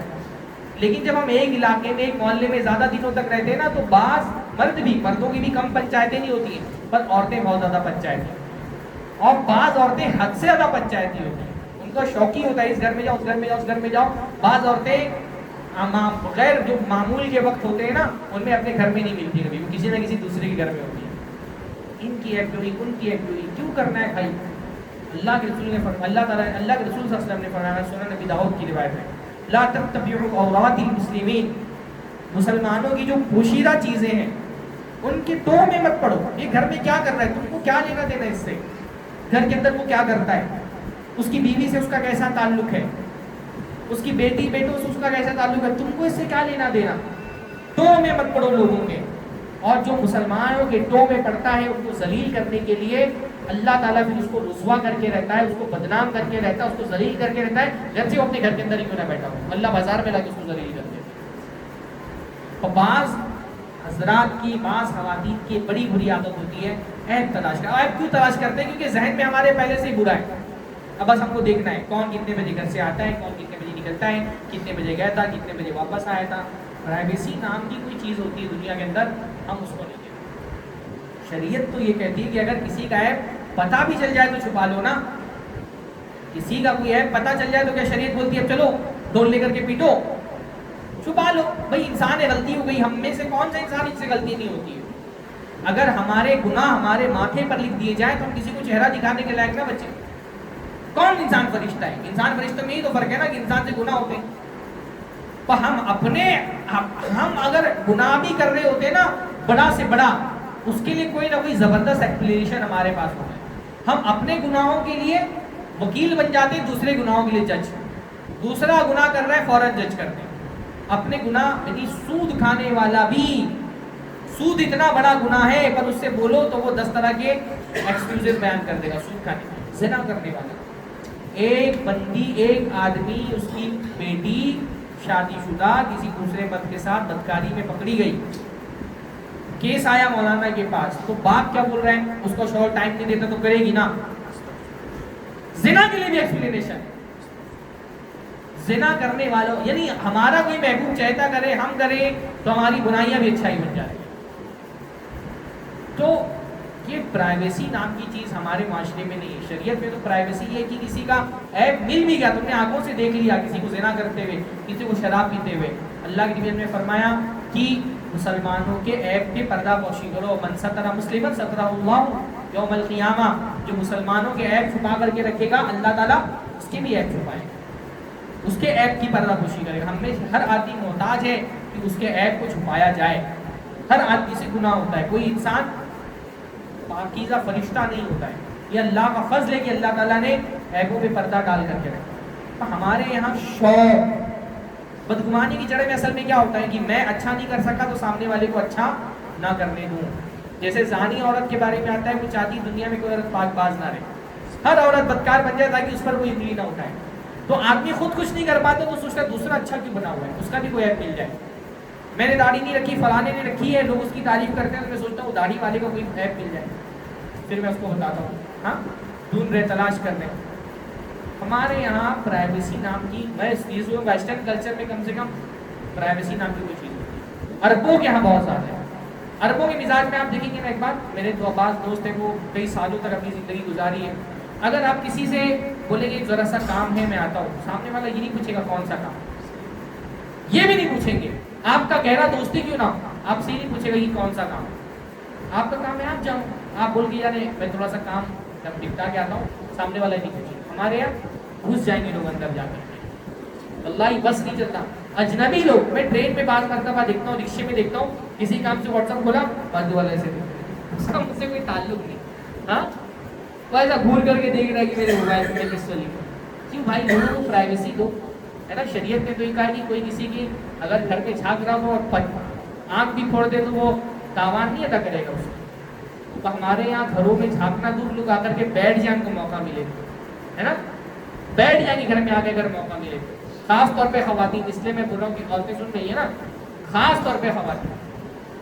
چھوڑ دو لوگوں کو ان کی حالت پہ، کیوں پیچھے پڑنا ہے کسی کے. تو تجسس، جاسوسی کرنا لوگوں کی. اللہ نے کیا فرمایا، بدگمانی مت کرو، تجسس مت کرو. تجسس کہاں سے پیدا ہوتا ہے؟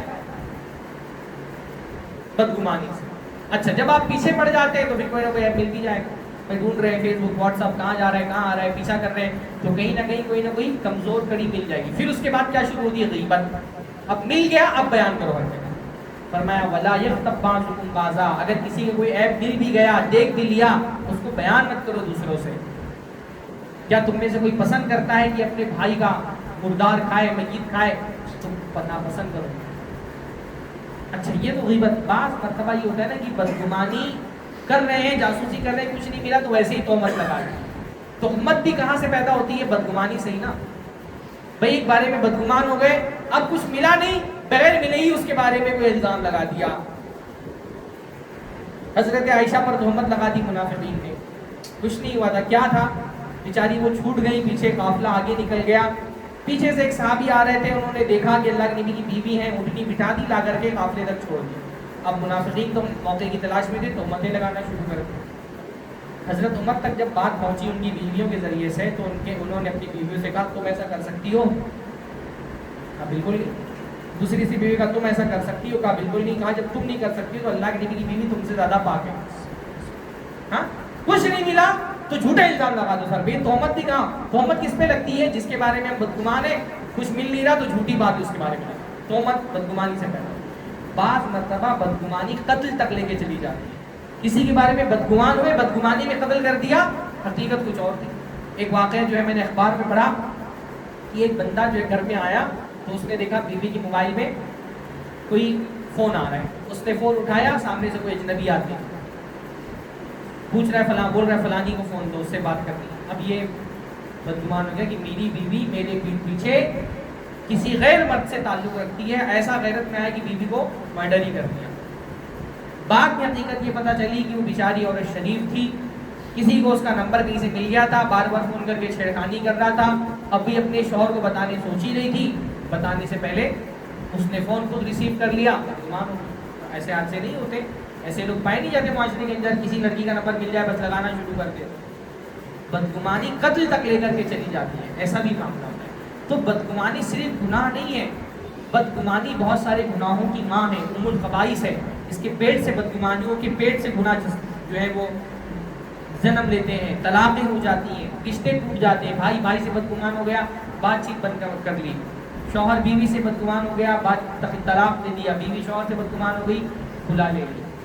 پھر یہ بدگمانی جو ہے نا یہ مرض بھی ہے بہت بڑا. میں نے بتایا نا کہ بعض مرتبہ بدگمانی انسان کے لیے بیماری بن جاتی ہے.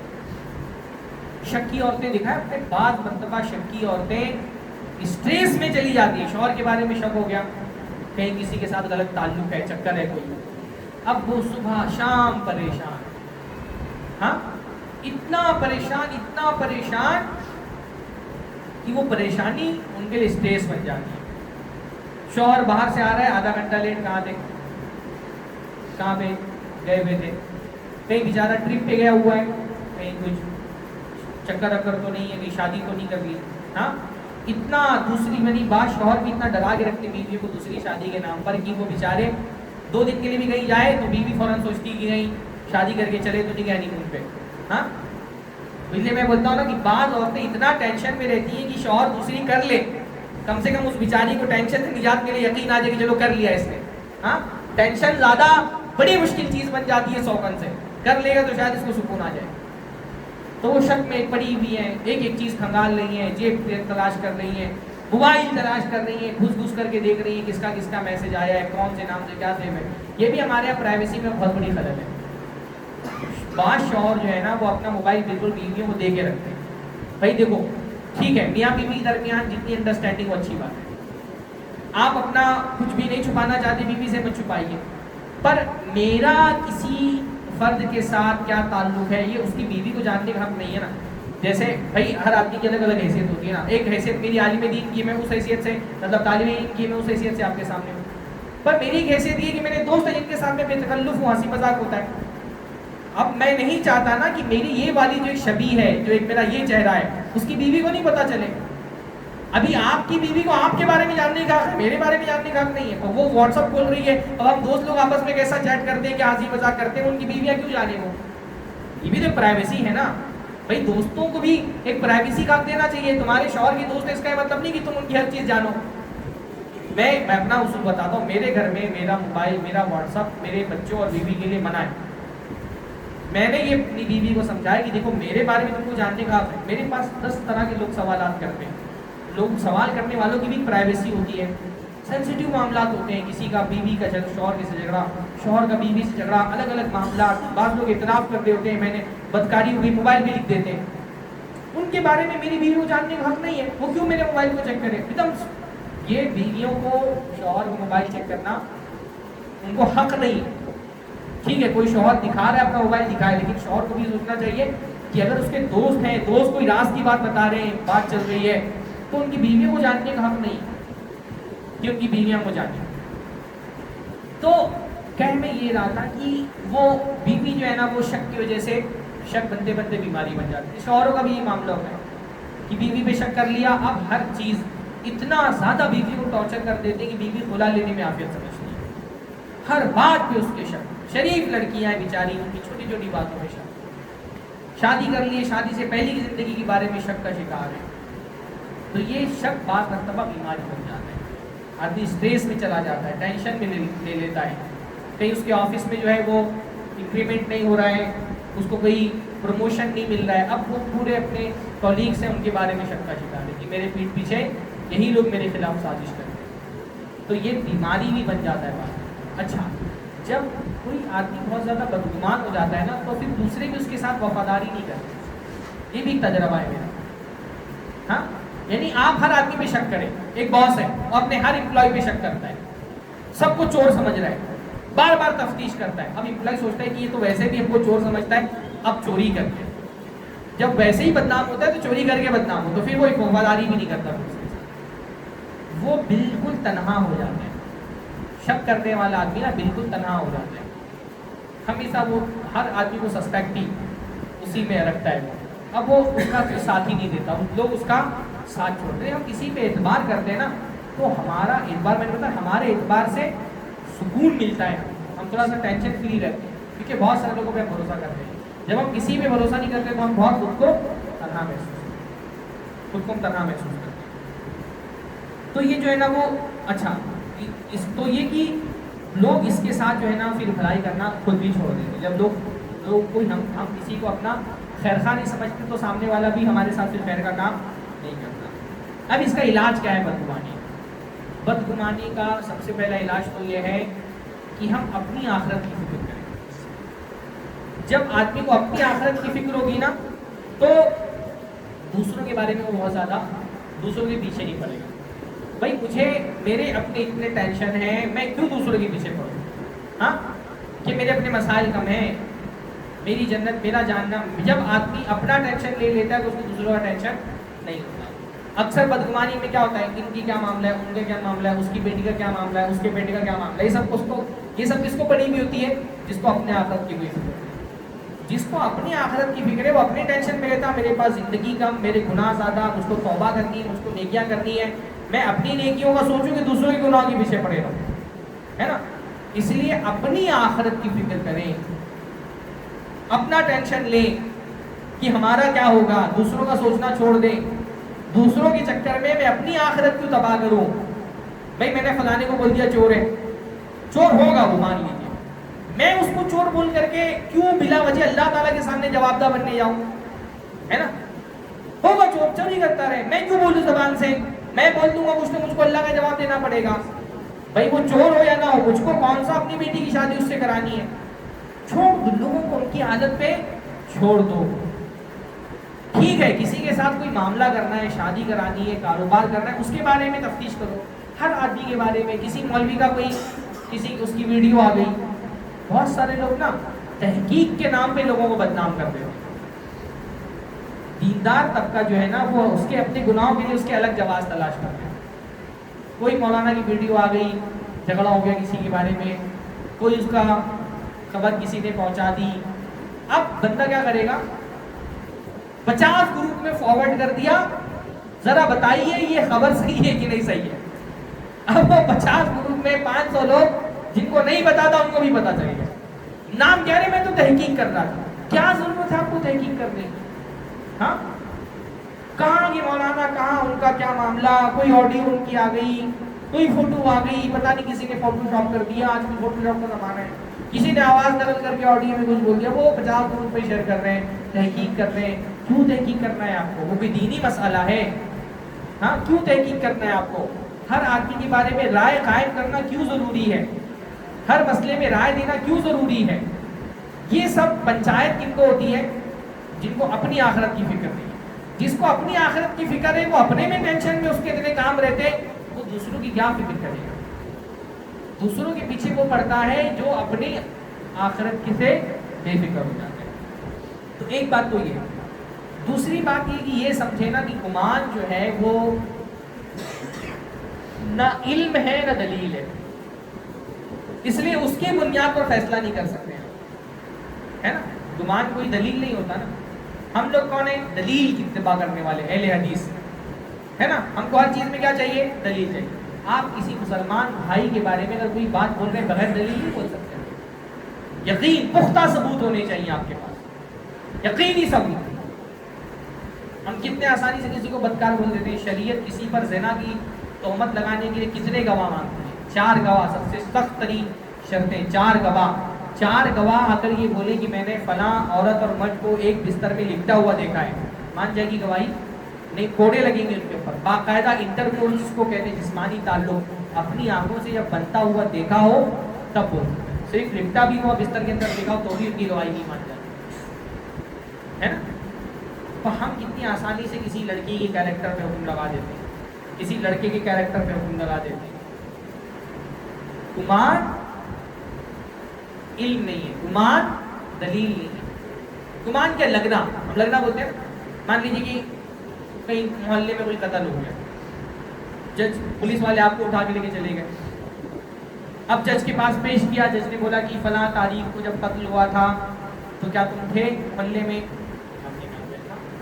تو جج نے بولا اس کا مطلب تم ہی قاتل ہو. آپ بولیں گے نا ثبوت کیا ہے؟ بھائی میں محلے میں تھا، اس کا مطلب میں ہی قاتل ہوں، ثبوت کیا ہے؟ جج بولے مجھے لگتا ہے. تو آپ مانیں گے؟ آپ کیوں؟ آپ بولیں گے آپ کا لگنا دلیل نہیں ہے. لگنا کوئی چیز کا دلیل نہیں ہوتا. پر ہم اپنی زندگی میں لگنے کی وجہ سے کتنے فیصلے کر لیتے ہیں. مجھ کو لگتا ہے وہ صبح کو نکلتی ہے شام کو آتی ہے تو وہیں جاتی ہوگی. آپ کا لگنا دلیل نہیں ہے. لگنا کوئی چیز کی دلیل نہیں ہوتا. تو گمان جو ہے نہ وہ علم ہے نہ وہ دلیل ہے. اور مسلمان کو علم کو فالو کرنے کے لیے کہا گیا ہے نا. لا تقف ما لیس لک بہ علم، جس کا تمہارے پاس علم نہ ہو اس کے پیچھے مت پڑو. اسی طرح سے بہت ایک شریعت میں جو سارا جو ایک اخلاقی نظام ہے نا، اس کا ایک بنیادی اصول ایک حدیث میں بیان کیا گیا. وہ اصول اگر ہم اپنی زندگی میں لے کر کے آ جائیں ہمارے سارے اخلاق صحیح ہو جائیں. اللہ کے رسول صلی اللہ علیہ وسلم نے فرمایا احب لاخیک ما تحب لنفسک، اپنے بھائی کے لیے وہ پسند کرو جو اپنے لیے پسند کرتے ہو. ہم اپنے لیے کیا پسند کرتے ہیں؟ ہم چاہتے ہیں کہ ہم کو کوئی گناہ کرتا ہوا بھی دیکھے تو ہمارے بارے میں اچھا گمان کرے کہ شاید وہ اس لیے سے گناہ کرتا ہو، ہے نا. ہمارے گناہ کو بھی ہم چاہتے ہیں کہ لوگ ہماری بھلائی سمجھیں اور دوسروں کی بھلائیوں کو بھی ہم گناہ سمجھیں. ہر مسلمان کے بارے میں اچھا گمان رکھیے. اس لیے جب آپ اچھا گمان ہوگا تو آپ اس کی برائی کے بارے میں بھی اس کو کوئی ایکسکیوز دیں گے کہ شاید اس وجہ سے یہ برائی کر رہا ہوں، شاید اس کو کوئی پرابلم ہو، شاید کوئی ٹینشن ہو، ہے نا. تو یہ ایک جو ہے چیز ہے. اچھا، اس میں ایک معاملہ یہ بھی ہے کہ ہمارا کام جو ہے وہ ظاہر پر حکم لگانا ہے، باطن میں لوگوں کی عیب تلاش کرنا نہیں. حضرت ابن مسعود سے کہا گیا کہ اگر کسی کی داڑھی سے ہم دیکھیں شراب ٹپک رہی ہو تو ہم کیا کریں؟ تو ابن مسعود نے کہا کچھ مت کرو. تمہارا کام تفتیش کرنا نہیں ہے کہ تم جا کر کے معلوم کرو کس نے شراب پی تھی کہ نہیں پی تھی. ہاں، ہمارے سامنے کوئی پی لے گا تو ہم پھر اس پر کوڑے لگائیں گے. پر ہمارا کام نہین عن تجسس، ہم کو تجسس سے منع کیا گیا. کسی کے بارے میں اگر قاضی نے سن لیا فلاں آدمی زنا کیا ہے تو کیا قاضی کا کام ہے کہ ڈھونڈ کر کے معلوم کرے؟ نہیں. ہاں، جب آدمی شکایت کرے گا آ کر کے، گواہ آگے گواہی دیں گے تو پھر قاضی کا کام ہے اپنی ذمہ داری نبھائے. لیکن اگر ایسے ہی سنا تو قاضی کا کام تجسس کرنا ہے. ہمارا کام ظاہر پر حکم لگانا ہے، باطن پر حکم لگانا نہیں. اچھا، بدگمانی کی بہت بڑی وجہ یہ ہوتی ہے نا کہ ہم بعض مرتبہ لوگوں کا اعتبار توڑ دیتے. جس کا اعتبار ٹوٹ گیا پھر وہ معتبر آدمی سے بھی بدگمان ہو جاتا ہے نا. میں نے اگر آپ پہ بھروسہ کیا ہے، میں نے کہا ہر آدمی کے اندر جیسے کیپٹل ہوتا ہے نا، ایک مدل جس کو ہم بولتے ہیں، مال کچھ ہمارے پاس ہوتا ہے، ہم لگاتے ہیں کہیں پر مال، اگر اس میں پروفٹ ہوتا ہے تو ہمارا انویسٹمنٹ کا اور جو ہے وہ ظرف وسیع ہوتا ہے. تو ایسی اعتبار بھی ایک چیز ہے. ہم جب کسی پہ اعتبار کرتے ہیں، سامنے والا ہمارے اعتبار پر کھرا اترتا ہے، تو ہماری جو اعتبار کرنے کی طاقت ہے وہ بڑھتی ہے. آپ پہ اعتبار کیا، آپ نے میرے اعتبار کی لاج رکھی، اب میں دوسرے بھی اعتبار کروں، تیسرے بھی کروں گا، چوتھے بھی کروں گا، ہے نا. اعتبار کرنے کی طاقت ہماری بڑھتی ہے. لیکن اگر مجھے ایک آدمی نے دھوکہ دیا تو میں دوسرے تیسرے کے بارے میں بھی بدگمان ہو جاؤں، پھر میں دوسرے تیسرے پہ بھی امید نہیں کر سکتا. ایک کمپنی آئی، اس نے بولا بسم اللہ الحمدللہ سبحان اللہ بول کر کے لاؤ انویسٹ کرو، اتنا پروفٹ ملے گا، میں نے لگا دیا. اب ادھر پتہ چلا وہ فراڈی لوگ تھے. اب دوسری جینوین بھی کمپنی آئے گی تو میں اعتبار نہیں کر پاؤں. جو اعتبار توڑنے والے ہوتے ہیں نا، وہ بدگمانی سب سے زیادہ پھیلاتے ہیں. اسی لیے کسی نے اگر آپ پہ اعتبار کیا ہے، اس کے اعتبار کی لاج رکھیے. اس نے آپ پہ بھروسہ دنیا کی سب سے قیمتی چیز ہوتی ہے. اسی لیے چیپ لوگ اس کو افورڈ نہیں کر سکتے. ہر کسی پہ بھروسہ نہیں کر پائے گا آدمی اگر اس کے ساتھ کسی نے دھوکہ دیا ہے. دھوکہ کھایا ہوا شخص، ہم کہتے ہیں نا کہ دودھ کا جلا چھاچھ بھی پھونک کر کے پیتا ہے، پھر کیسے وہ بھروسہ کرے گا. اس لیے کوئی آپ پہ اعتبار کرتا ہے نا، اس کے اعتبار کو مت توڑیے. اس نے بہت قیمتی چیز آپ کو دی ہے، اپنا اعتبار، اپنا بھروسہ. جو آدمی پھر بھروسہ جس کا ٹوٹ گیا، ایک عورت شادی ہوئی، کسی لڑکے کو اچھا سمجھ کر کے نکاح کر لیا، اس نے دھوکہ دے دیا، اب وہ دوبارہ ہمت نہیں جٹا پاتی کسی پہ بھروسہ کرنے. اچھی باتیں کر کے نکاح کر لیا، 2 ہفتے میں طلاق دے دیا. اب وہ ہمارے معاشرے میں خاص طور پہ دوسری شادیاں کیوں اتنی مشکل ہے کہ بہت سارے لوگ شوق میں، ایکسائٹمنٹ میں دوسرا نکاح کریں گے، 5-10 دن کھیلا کودا چھوڑ دیا. اب جو بندہ جینوین شادی بھی کرنے والا ہے وہ سنبھال کے رکھے گا، لیکن لوگ یہی سوچیں گے فلانے نے ایسا کیا، یہ بھی ویسا کرے گا. بعض عورتوں کو میں نے دیکھا ان کے ساتھ دھوکہ ہوا، پھر وہ کسی پہ اعتبار نہیں کرتے. ہمارا نا باتوں پہ اولاً بہت اعتبار ہوتا ہے، پر اچھی باتیں کرنے والے جب ہم کو دھوکہ دیتے ہیں نا، پھر ہمارا اچھی باتیں کرنے والوں سے اعتبار ہٹ جاتا ہے، پھر ہم کسی کی بات پہ یقین ہی نہیں کر پاتے. ایسے لوگ جو بہت ٹوٹے ہوئے ملے زندگی میں نا، میں ان سے اچھی بات کرتے ہوئے شرماتا ہوں. میں سوچتا ہوں کہ ان سے مجھ سے زیادہ اچھی باتیں کرنے والوں نے ان کو دھوکہ دیا ہے، تو میں ان سے اچھی باتیں کر کے ان کا کیا بھروسہ جیت سکتا ہوں. تو جس نے آپ پر بھروسہ کیا ہے نا، اس کے بھروسے کو ٹوٹنے نہ دیں. چاہے آپ کے امی ہوں، چاہے آپ کے ابا ہوں، چاہے آپ کی بیوی ہو، چاہے آپ کا شوہر ہو. بیوی ہے آپ پہ بھروسہ کیا ہے نا، اس کے بھروسے کو ٹوٹنے نہیں دیں. شوہر ہے اس آپ پہ بھروسہ کرتا ہے، اس کو بھروسے ٹوٹنے مت دیں. ایک مرتبہ بھروسہ ایسی چیز ہے، ایک مرتبہ ٹوٹ گیا پھر دوبارہ یہ نہیں جڑتا. آپ لاکھ معافی مانگ لیں، لاکھ توبہ کر لیں، جیسا بھروسہ پہلے تھا دھوکے سے پہلے، دھوکے کے بعد ویسا بھروسہ پھر وہ اس کو بھروسہ بہت قیمتی چیز ہے، اس کی حفاظت کرے اگر کوئی آپ کو اپنا بھروسہ دے رہا ہے. تو اسی طرح سے شریعت میں جو ہے نا، بدگمانی سے بچنے کے لیے بھی ضروری ہے کہ آپ ایسے کام سے بچیں جس سے کسی کے دل میں بدگمانی پیدا ہو. ایسے کام سے بچیں آپ. اس لیے شریعت کا کہتی 3 لوگ کہیں پر ہے، 2 لوگ آپس میں سرگوشی کانا بھوسی نہ کریں. 3 ہی لوگ تھے تب. بہت سارے لوگ ہیں تو 2 لوگ بات کریں کوئی مسئلہ نہیں، لیکن اگر 3 ہی لوگ ہیں، 2 آدمی کانا بھوسی کریں گے تو تیسرے آدمی لازمت سوچے گا میرے بارے میں بات تبھی مجھ سے چھپا رہے ہیں. تو ایسا کام نہیں کرنا چاہیے جس سے کسی کے دل میں بدگمانی پیدا ہو. اس لیے بعض سلف کا کرتے ہیں اتقوا مواضع التہم، تہمت والی جگہ سے بچو. ایسی جگہ جہاں پر تم پر امکان ہو، پاسبلٹی ہو کہ تہمت لگ سکتی ہے، وہاں مت جاؤ. اس گلی میں مت جاؤ، دور سے گزرو وہاں سے مت جاؤ. وہاں پر ٹرانسپیرنسی رکھو بہت سارے معاملات میں، ہے نا. یعنی ایک یہ بھی ہے کہ اگر کہیں بدگمانی پیدا ہو رہی ہے تو پیدا مت ہونے دو، کلیئر کر دو معاملوں کو. ٹرانسپیرنسی رکھو تاکہ کوئی بدگمانی نہ کرے تم سے. اللہ کے رسول صلی اللہ علیہ وسلم سے حضرت صفیہ ملنے آئی رات میں، اعتکاف میں اللہ کے رسول بیٹھے، دیکھا چلو چھوڑ دیتا ہوں. باہر نکلے، اندھیرے کا وقت تھا، دیکھا 2 صحابی دیکھ رہے. دونوں کو بلایا، کہا دیکھو یہ صفیہ ہے میری بیوی. اللہ کے رسول ایکسپلینیشن دے رہے ہیں. صحابہ کو برا لگا، کہا اللہ کے رسول کیا ہم آپ کے بارے میں بدگمانی کر سکتے ہیں؟ اللہ کے رسول نے کہا لیکن نہیں، تمہارے رگوں میں شیطان ویسے ہی دوڑتا ہے جیسے خون دوڑتا ہے. شیطان ڈال دیتا ہے دل میں باتیں. تو اسی لیے بہت سارے معاملات نا ٹرانسپیرنسی والے رکھنے چاہیے. کہیں اگر کوئی بدگمان ہو رہا ہے، نہیں ہونا چاہیے لوگوں کو، لیکن بدگمانی کے دور میں لوگ ہو جاتے ہیں، تو کہیں کوئی ہو رہا ہے تو ایکسپلین کر دو لوگوں کو. کہیں پہ کوئی ادارہ ہے، اس کے ہم ذمہ دار ہیں، تو بدگمانی کے دور میں لوگ ذمہ داروں سے بدگمانی رکھتے ہیں، آپ ٹرانسپیرنسی رکھیں، آڈٹ کریں، کوئی سالانہ میٹنگ رکھ دیں، سارا حساب کتاب دے دیں، کل کو کوئی آپ پر تہمت نہیں لگا سکتے، ہے نا. جہاں پہ بدگمانی کی گنجائش ہو وہاں کلیئر رکھنے چاہیے اپنے معاملات. اللہ کے رسول صلی اللہ علیہ وسلم کی تعلیمات سے ہم کو یہی ملتا ہے کہ کہیں پہ اگر کوئی بدگمان ہو رہا ہے، ویسے تو لوگوں کو نہیں چیزوں میں انٹرفیئر کرنا چاہیے، لیکن اگر کہیں مسئلہ آ رہا ہے تو خاص طور پہ قومی معاملات، بھائی انڈیویجول میرے گھر میں میرا کیا معاملہ ہے، میں کیوں کسی کو ایکسپلین کرنے جاؤں، لیکن جہاں اجتماعی معاملات ہوتے ہیں جہاں پہ کوئی بدگمانی کی گنجائش ہو سکتی ہے وہاں پہ کلیئر کر دینے میں اچھائی ہے۔ اور سب سے آخر میں یہ کہ سب سے آخر میں جو چیز بولا سب سے اہم ہے وہ ہے اللہ سے دعا کرنا۔ ہاں، اللہ سے دعا کریں کہ اللہ تعالیٰ ہمارے دل کو ہر طرح کے بغض سے، نفرت سے، بدگمانی سے اللہ پاک رکھے۔ ربنا لا تزغ قلوبنا بعد اذ ہدیتنا، اللہ تعالیٰ ہمارے دلوں میں کوئی ٹیڑھا پن مت پیدا کرنا ہدایت کے بعد۔ ٹیڑھے پن میں ایک چیز کیا ہے؟ بدگمانی بھی ٹیڑھا پن ہے نا۔ بدگمانی ہم اللہ تعالیٰ کے یہاں دل ہمارے تولے جائیں گے، دل ہمارے دیکھے جائیں گے۔ یوم لا ينفع مال ولا بنون الا من اتى الله بقلب سلیم، اللہ نے فرمایا قیامت کے دن مال نہیں کام آئے گا، بچے کام نہیں آئیں گے، پاک دل کام آئے گا۔ پاک دل مطلب جو گندگی سے پاک ہو، اور گندگیوں میں سے گندگی کیا ہے؟ بدگمانی کی گندگی ہے نا۔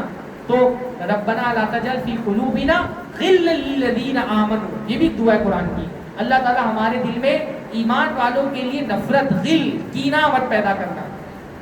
بہت مشہور حضرت بلال رضی اللہ عنہ کا معاملہ ہے کہ ان سے وہ ایک، بلکہ کوئی اور صحابی کہا کہ جنت بھی دیکھنا ہو تو ان کو دیکھ لو، تو صحابی گئے تو دیکھا کہ یہ کوئی بہت زیادہ نیکی تو نہیں کرتے، لیکن کیا ہے، کسی مسلمان کے بارے میں بدگمانی نہیں رکھتے، غل نہیں رکھتے، نفرت نہیں رکھتے۔ تو یہ اتنی بڑی چیز ہے کہ نفرت نہ ہو تو انشاءاللہ تعالی نفرت سے پاک بھی جنت میں جائیں گے۔ تو یہ بدگمانی اس کو کہتے ہیں، بدگمانی کے نقصانات کیا ہیں، بدگمانی کے اسباب کیا ہیں، اور بدگمانی کا علاج کیا ہے، اس پر میں نے کچھ باتیں آپ لوگوں کے سامنے رکھی ہیں۔ انشاءاللہ تعالی ہم ان باتوں کی روشنی میں اپنے کردار کو سنوارنے کی کوشش کریں گے، خود بھی بدگمانی سے بچیں گے اور لوگوں کو بدگمانی سے روکیں گے۔ بعض مرتبہ آدمی بدگمان ہو رہا ہوتا ہے، اس کو احساس نہیں ہوتا کہ میں گناہ کروں، تو ہمارا کام یہ بھی کہ کوئی ہمارے سامنے کسی کے بارے میں بدگمان ہو رہا ہے، ہم اس کو روکیں، ہم اس کو منع کریں کہ بھائی آپ بدگمانی مت کریں۔ ہاں، آپ کسی کے بارے میں جھوٹی بات، گمان اصل میں جھوٹ ہے، اللہ کے فرمایا ایاکم الظن فإن الظن اکذب الحدیث، بدگمانی سے بچو کیونکہ بدگمانی سب سے بڑا جھوٹ ہے۔ جھوٹ ہوتا ہے بدگمان، کیونکہ وہ علم تو ہوتا ہے نہیں تو جھوٹ ہوتا ہے۔ بھئی ہم ضعیف حدیثوں کو کیوں نہیں مانتے؟ کیونکہ ضعیف حدیثیں گمان ہوتی ہیں، ان کا یقین نہیں ہوتا کہ اللہ کے رسول نے کہا ہے نا۔ ضعیف حدیثوں میں گمان ہوتا ہے، شک ہوتا ہے کہ اللہ کے رسول نے کہا کہ نہیں کہا، اس لیے ہم ضعیف حدیثوں پہ عمل نہیں کرتے۔ تو ہم اہل حدیثوں کو تو اور زیادہ بدگمانی سے بچیں کہ ہمارے یہاں گمان کا کوئی، ہمارے یہاں دلیل کی بات نہیں جاتی، جب تک آنکھوں سے دیکھ نہ لے، بلکہ آنکھوں سے دیکھی ہوئی چیز بھی اس کے پس منظر کو، سیاق سباق کو، اس کے آگے پیچھے جو کچھ ہے اس کو معلوم نہ کر لیں، آنکھوں سے دیکھی ہوئی چیز بھی غلط ہو سکتی ہے، اس میں بھی کوئی معاملہ ہو سکتا ہے۔ اللہ تعالیٰ ہم سب کو ہر طرح کی بدگمانیوں سے محفوظ رکھے، اللہ سے بھی بدگمانی سے محفوظ رکھے، بندوں سے بھی بدگمانی سے محفوظ رکھے۔ یہ الگ ہی موضوع ہے، اللہ سے بدگمانی، اللہ سے بھی اچھا گمان رکھنا چاہیے۔ کچھ اگر آپ کے ساتھ برا بھی ہو رہا تو آپ سوچیں کہ شاید اللہ نے اس میں آپ کے لیے خیر ہے۔ سب سے پہلے اللہ سے اچھا گمان رکھنا چاہیے، قومی سطح پہ، انفرادی سطح پہ۔ ابھی جیسے ہمارے ملک کے حالات ہیں، الیکشن ہوئے ہیں، بعض ایک پارٹیاں جن کو ہم نہیں چاہتے تھے اقتدار میں آئے، آ گئی ہیں، اللہ سے اچھا گمان رکھیے، شاید اللہ نے اسی میں ہمارے لیے خیر ہے نا۔ اقتدار دینا، عزت طاقت دینا، ذلت دینا اللہ کے ہاتھ میں، اللہ جو کرنا ہے ہم اللہ کے ہر فیصلے سے۔ اقول قولی ھذا واستغفر اللہ لی ولکم ولسائر المسلمین واستغفروہ انہ هو الغفور الرحیم وآخر دعوانا